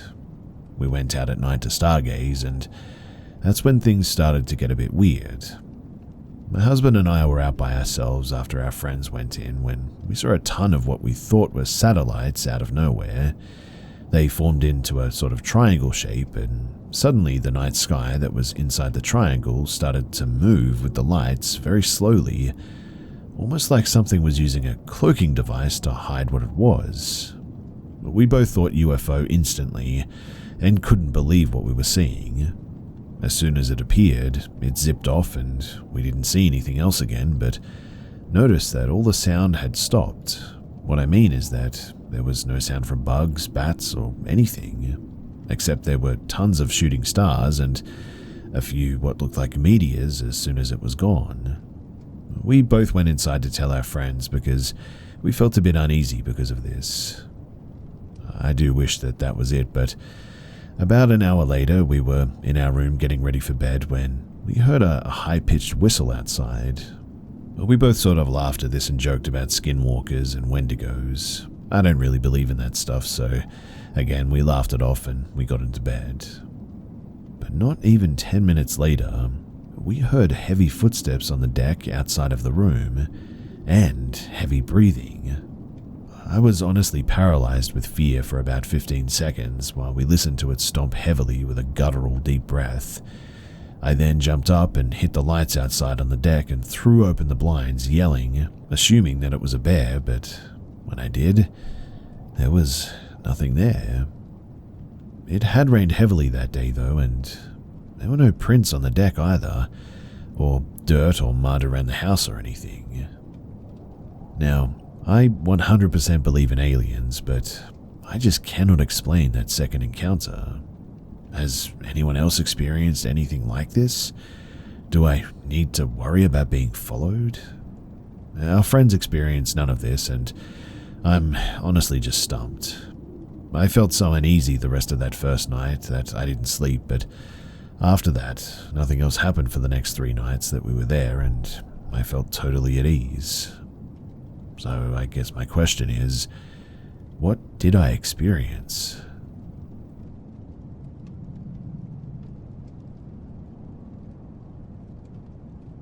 This didn't happen to me, but to a friend who went hiking to Mount Lawu in Java, Indonesia. Mount Lawu is considered a sacred place by the locals, and people believe it is one of, if not the most haunted mountains in Java. Many people have got lost up there too, and some have never been found. One case in particular, which I recall, is the disappearance of a young boy named Alvin, who went hiking up there with some of his friends on New Year's Eve a few years ago and just vanished without a trace. The rescue party gave up after weeks of combing the slopes trying to find him. He was last seen by other hikers near Pasar Dieng, the market or Devil's Market, an empty grassland near the top where many hikers have reported hearing mysterious disembodied voices, hence the name of Pasar Satan. A few years ago, though, my friend and 2 other hikers, they decided to climb the mountain. There are several marked trails by which you get to the top of the mountain. The busiest one is Candi Ceto, because it is one of the easier trails to pick and the scenery up there is breathtaking. But the ascent, it takes a bit longer. It is a footpath that gradually ascends through pine forests, grasslands and whatnot. He and the 2 rookie through hikers took this trail. It was his first climb to the top of the mountain. They had met on a hiker forum months before and decided to take the easier trail since the other 2 guys had never attempted a mountain of this caliber before. It wasn't one of those busy days when they arrived and there were only a handful of other hikers around. Their trip went smoothly at first, but soon they were joined by 2 other hikers from a nearby city. After they broke through the thicket and passed through Pasar Dieng, my friend began to feel a little bit uneasy. And then he noticed something a little off with our hiking group. There were now 6 of them. Somebody else had joined them unnoticed, which was weird. He looked around and stared at his fellow hikers one by one, and nothing seemed out of the ordinary. They all looked familiar to him, which was obviously very confusing. He couldn't seem to recognize the odd one out, no matter how many times he counted and scrutinized their faces. And to make it even worse, he seemed to be the only one who had noticed this. He asked himself if he was becoming disoriented due to the exhaustion or the cold perhaps, and that was when he started seeing glimpses of blurry silhouettes moving around them. He wanted to quit at this point. He no longer felt excited about this hike. He didn't feel like he was going to make it another hour, but there was really nothing that he could do. They were already halfway to the top, and he was sure that he would have had no choice but to return alone if he decided to turn back anyway. He had lost his bearings too. He had no idea where he was or who he was with. When they finally reached the top though, he just collapsed in a heap. According to his friends, he then became delirious and started speaking of random creepy things like when being followed by something and someone watching them in the fog. He even told them to just leave him there because he was going to die anyway and to let his parents know how much he missed them and loved them. It took them a few hours to calm him down and for him to regain his strength, and then they decided to set up camp for the night. But the other guys also couldn't sleep that night. They said that they could feel a presence with them. When the first lights of the day appeared in the sky, They quickly dismantled the tents and they packed away everything and began their descent, which luckily only took a few hours down the slope until they made it safely back to base camp. My friend had to be rushed to the hospital, burning up with fever. He had made it through the night and down the mountain, but others just like him, they weren't so lucky. I'm wondering though if anybody has ever experienced this other hiker phenomenon or something similar while climbing a mountain or trekking through the wilderness or something. It's something that I've never really heard anyone else talk about, and it's really creepy.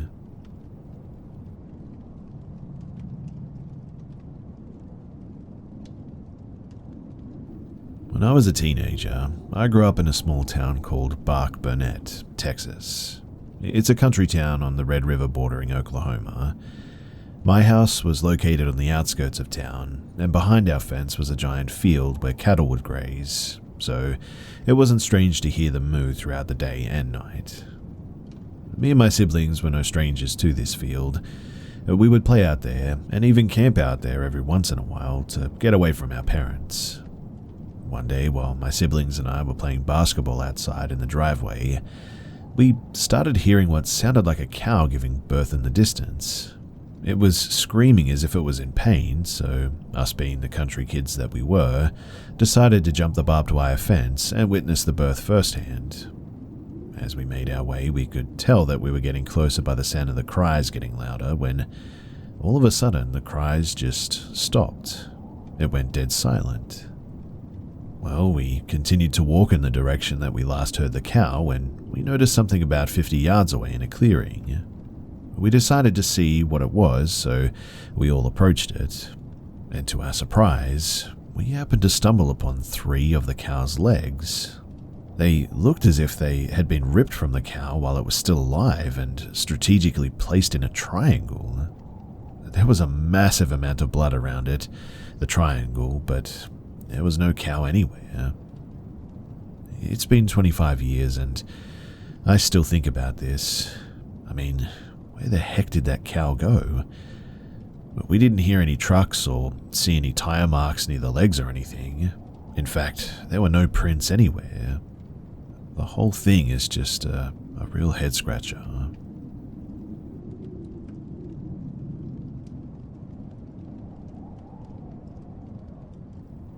My girlfriend and I live in a small town in New Jersey, right by the Delaware River. We have many trails around here in the woods, and the one that we went to last night is in a small state park right by the river. We had gone to this spot once before during winter, and all of the vegetation was gone this first time. The trail was quite clear and had only a very thin strip of wood separating the road from the riverbank. However, this second time, it was different. Now that it was summer, there was thick brush everywhere in that spot. We parked the car around 6:30 p.m. in a small space right out of the road where all the trail lights start. It was clearly visible is what I'm getting at, beckoning us in despite the thick brush. Thinking back, it was almost unnatural too how beaten down the narrow slice of trail was, in contrast to the thick brush surrounding it. In any case, we start on the trail and easily make it to our spot by the river in 6 minutes. There was one area where the trail led us to a small ditch filled with plant life, but both ends of the trail were clearly visible from this area. After passing through, we passed a big tree with thick roots coming out from the ground and made it to our spot by the river. When we got to our spot, we saw that the river was quite high, but we found a spot to sit down. We sat for about an hour talking about the tragic fire that recently happened in Hawaii. At around 7:30, we figured that it would be a good idea to head back before it got dark. When we passed the big tree right at the start of the trail and got down in the ditch, something felt off immediately though. I couldn't tell you exactly what it was, but I felt terrified of the vegetation. It was so thick and suffocating that I could barely breathe. Standing in this ditch, the two of us tried to come back on the same trail that we came through, but when we went in that direction, we noticed that the brush had completely swallowed it up. It wasn't even dark at this point, it was just gone. We looked everywhere in that ditch for our trail. We even brute forced our way into the direction of the trail, but we never found a trace of it. No narrow slice of clear ground, everywhere was covered in green. We wandered for about half an hour, coming upon a second smaller tree with its roots above the ground. And here we saw what looked like part of the trail that we were on, but the entire path was completely blocked by stinging nettles, which we hadn't seen any of on our way in. Mind you, this tree was definitely a landmark that we remembered from our first time coming here. We even have a video of it at that time. We searched and searched, and like I said, this was not a very large trail by any means. We should have stumbled upon it. We were scared of the coyote packs and bears that call these woods home. My girlfriend was panicking, and I was not much better, if I'm being honest. At this point, it was completely dark, and we only had our phone flashlights. We ended up having to brute force our way through the brush to the road, and it took far longer than it should have. It felt like we were running for hours, in fact. We weren't walking too, we were running at this point, and it took us almost an hour to get back to our car at around 8:50 p.m. But again, it was only a 6-minute walk on the windy trail, but when we were running almost perfectly straight towards the road, it took us almost 10 times that. We also ended up farther down the road in the opposite direction of the trail, which honestly should have been impossible, because my girlfriend had her Maps app up, tracking our distance to the road, and we were going straight towards it. When we finally got back to the car, we noticed the trail was totally blocked now. No trace of the spot where we entered, the plants completely undisturbed, like we were never there. And that is honestly one of the scariest parts of this whole experience. We were obviously so relieved, but on the way back home, my girlfriend brought up something from the first time that I had forgotten about. You see, she had found a tattered rope on the ground, right off to the side of the trail under a tree. It was unmistakably and tragically a noose. It had been cut cleanly on the end that would be tied to the tree. It was very dirty and had clearly been exposed to the elements for some time. Not wanting anyone walking the trail to have to see that, she kicked it to the river. Her heart was in the right place, but seemingly a foolish mistake in hindsight. Now, unlike my girlfriend, I'm not a very spiritual person, but when she said that, both of our bodies shuddered, and I felt, momentarily, that same anxiety and dread that I felt in the woods. I knew how lonely whoever tied that noose had to be. I feel almost completely certain that they were behind the events of that night, that they wanted us to stay and keep them company, though I don't think that they meant us harm. Tonight we went back to the trail because my girlfriend wanted to perform a ritual for this spirit. She wanted to make right with it and bring it peace for the night. She set up a handful of witchy-type items and spoke a few words to the spirit. She brought flowers, placing them on the posts marking the still fully blocked entrance, and lit a black candle, adorning the post with a little bit of melted wax. She said a few words and explained how we meant no harm, apologizing for kicking the rope in the river. But as she poured this wax, I saw something that, honestly, I still doubt, but I feel like it's worth mentioning. Below the arching plants to the immediate left of the first post, I saw an amorphous blob of some kind. It did not seem like a trick of the light, as it was dark. We only had one small lantern and the candle illuminating the area. And weirdly, it seemed to reach out to her, not in a violent or negative way, but in a longing and desperate manner. Still, I was terrified something would grab and take her deeper into the brush. She was incredibly calm though, and upon pouring the wax and stepping away, the presence, or whatever it was, disappeared. We sat down in front of the post and kept the candles lit. It was the calmest candle that I'd ever seen. The flames slowly drifted, unflickering, back and forth between my girlfriend and I, as if looking at us and checking us out. As we waited longer, the candle would grow calmer. Finally, as the stick of incense that we were burning began to reach its end, the candle flame began to drift slowly away from us and pointed towards the woods. "Hey, are you ready to go home yet?"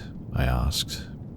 The candle flame then began to flicker slightly, swinging side to side, then setting calmly centered, as if to say, "Okay, I'm ready."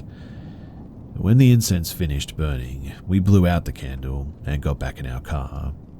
We then tossed our last couple of flowers into the river at the dock upstream so that they would make it to the trail. We both felt tired and relaxed after this whole experience, and my girlfriend says that we made peace with the spirit or whatever.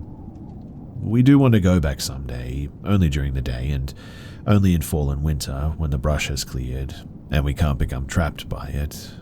But I'm hoping that we can keep it company. We visited this place on August 14th of 2023, just a couple of days ago. Feel free to believe or disbelieve as you wish, but quite honestly, I would love to get your thoughts in the comments as to what you think that this was all about.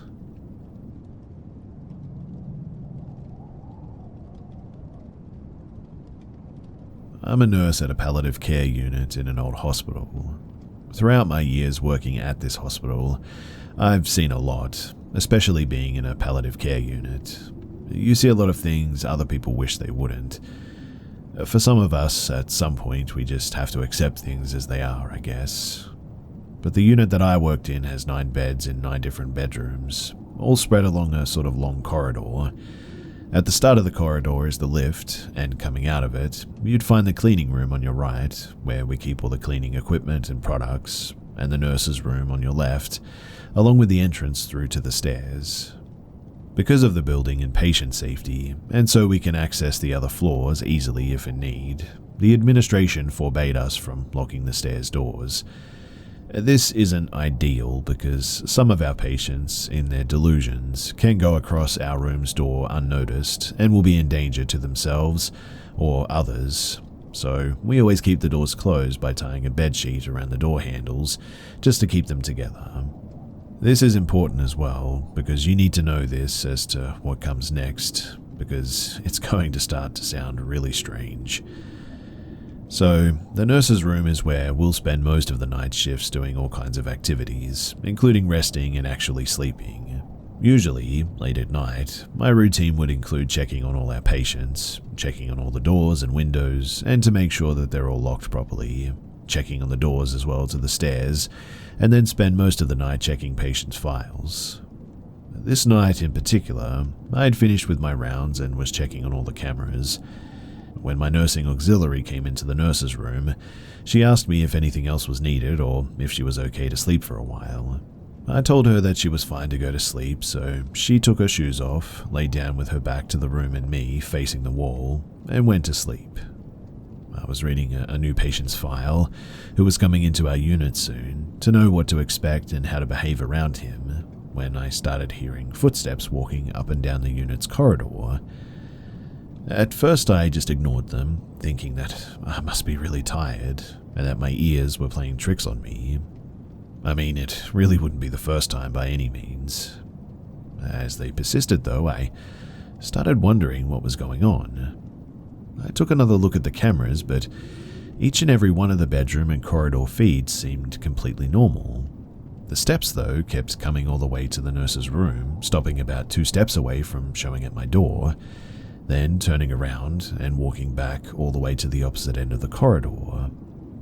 I waited to see if anything changed, but when it didn't, I stood up to go and check it out.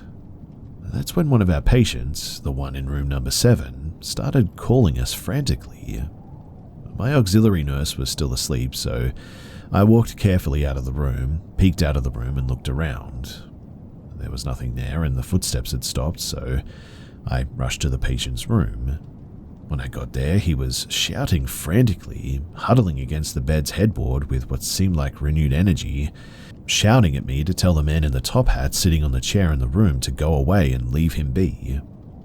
Now, usually with patients like these in this state of stress, we just sort of go along with their delusions to calm them down. If there are nurses watching, which I hope there are, then you'll know what I mean.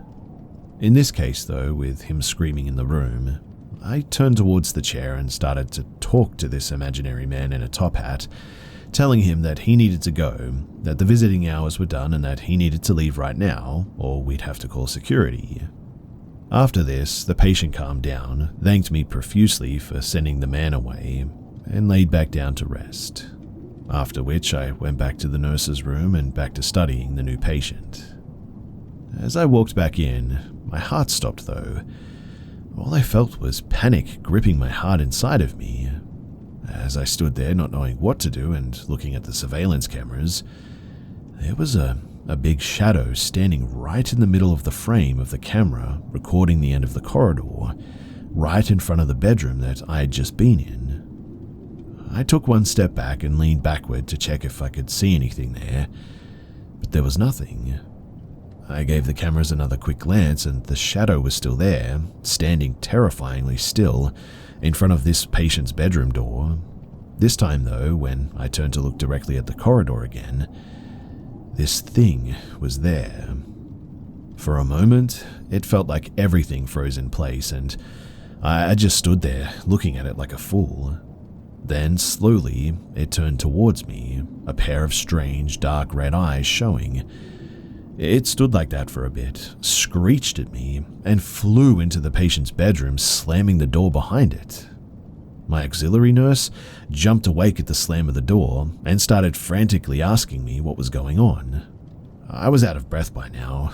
I told her what I had just seen and what had just happened, and she didn't believe me. I asked her to come with me to the patient's bedroom. She agreed, starting to become curious. We walked slowly through the corridor, passing every door carefully. I was afraid that anything would come flying at us at this point. When we got to the bedroom this thing flew into, I pushed the door without going in to check for any kind of danger and immediately felt a breath of freezing air hit my face. The aircon was on in every room and set to 23 degrees, so this was not normal.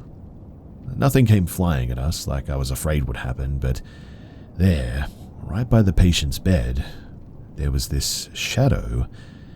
I could tell that it was a man, tall and strong with a top hat over his head. I asked my auxiliary nurse if she could see him, not expecting a no.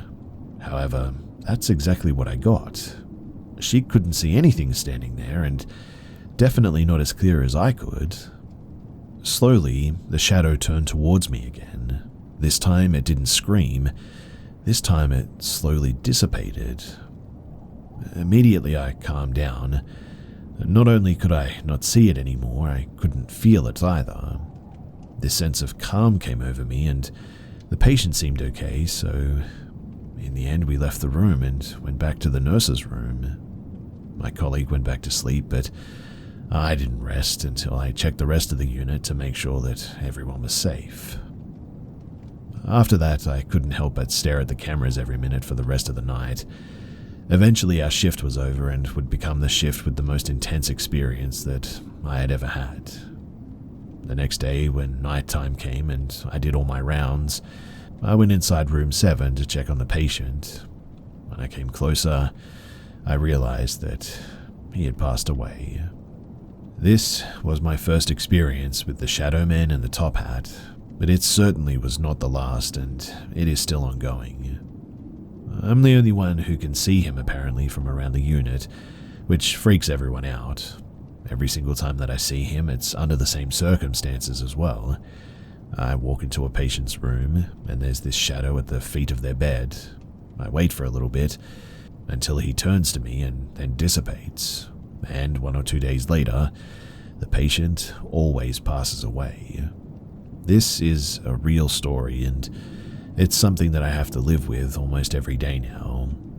I'm not sure if this thing is killing people or announcing their deaths, but if you're a nurse in a similar unit or know someone who is, please share this with them and comment what you know about it. I need to know what this is, how to deal with it, and if anybody else has experienced the same as me, even if it's a different looking thing or entity or whatever. I can keep you updated on here too, if people are engaging and want to know more, that is. Do let me know if you guys want to hear more, and I'll make sure to bring any more future experiences to you. But if you're dealing with something like this yourself, then please know that you are not the only one. Maybe this will help you feel less afraid.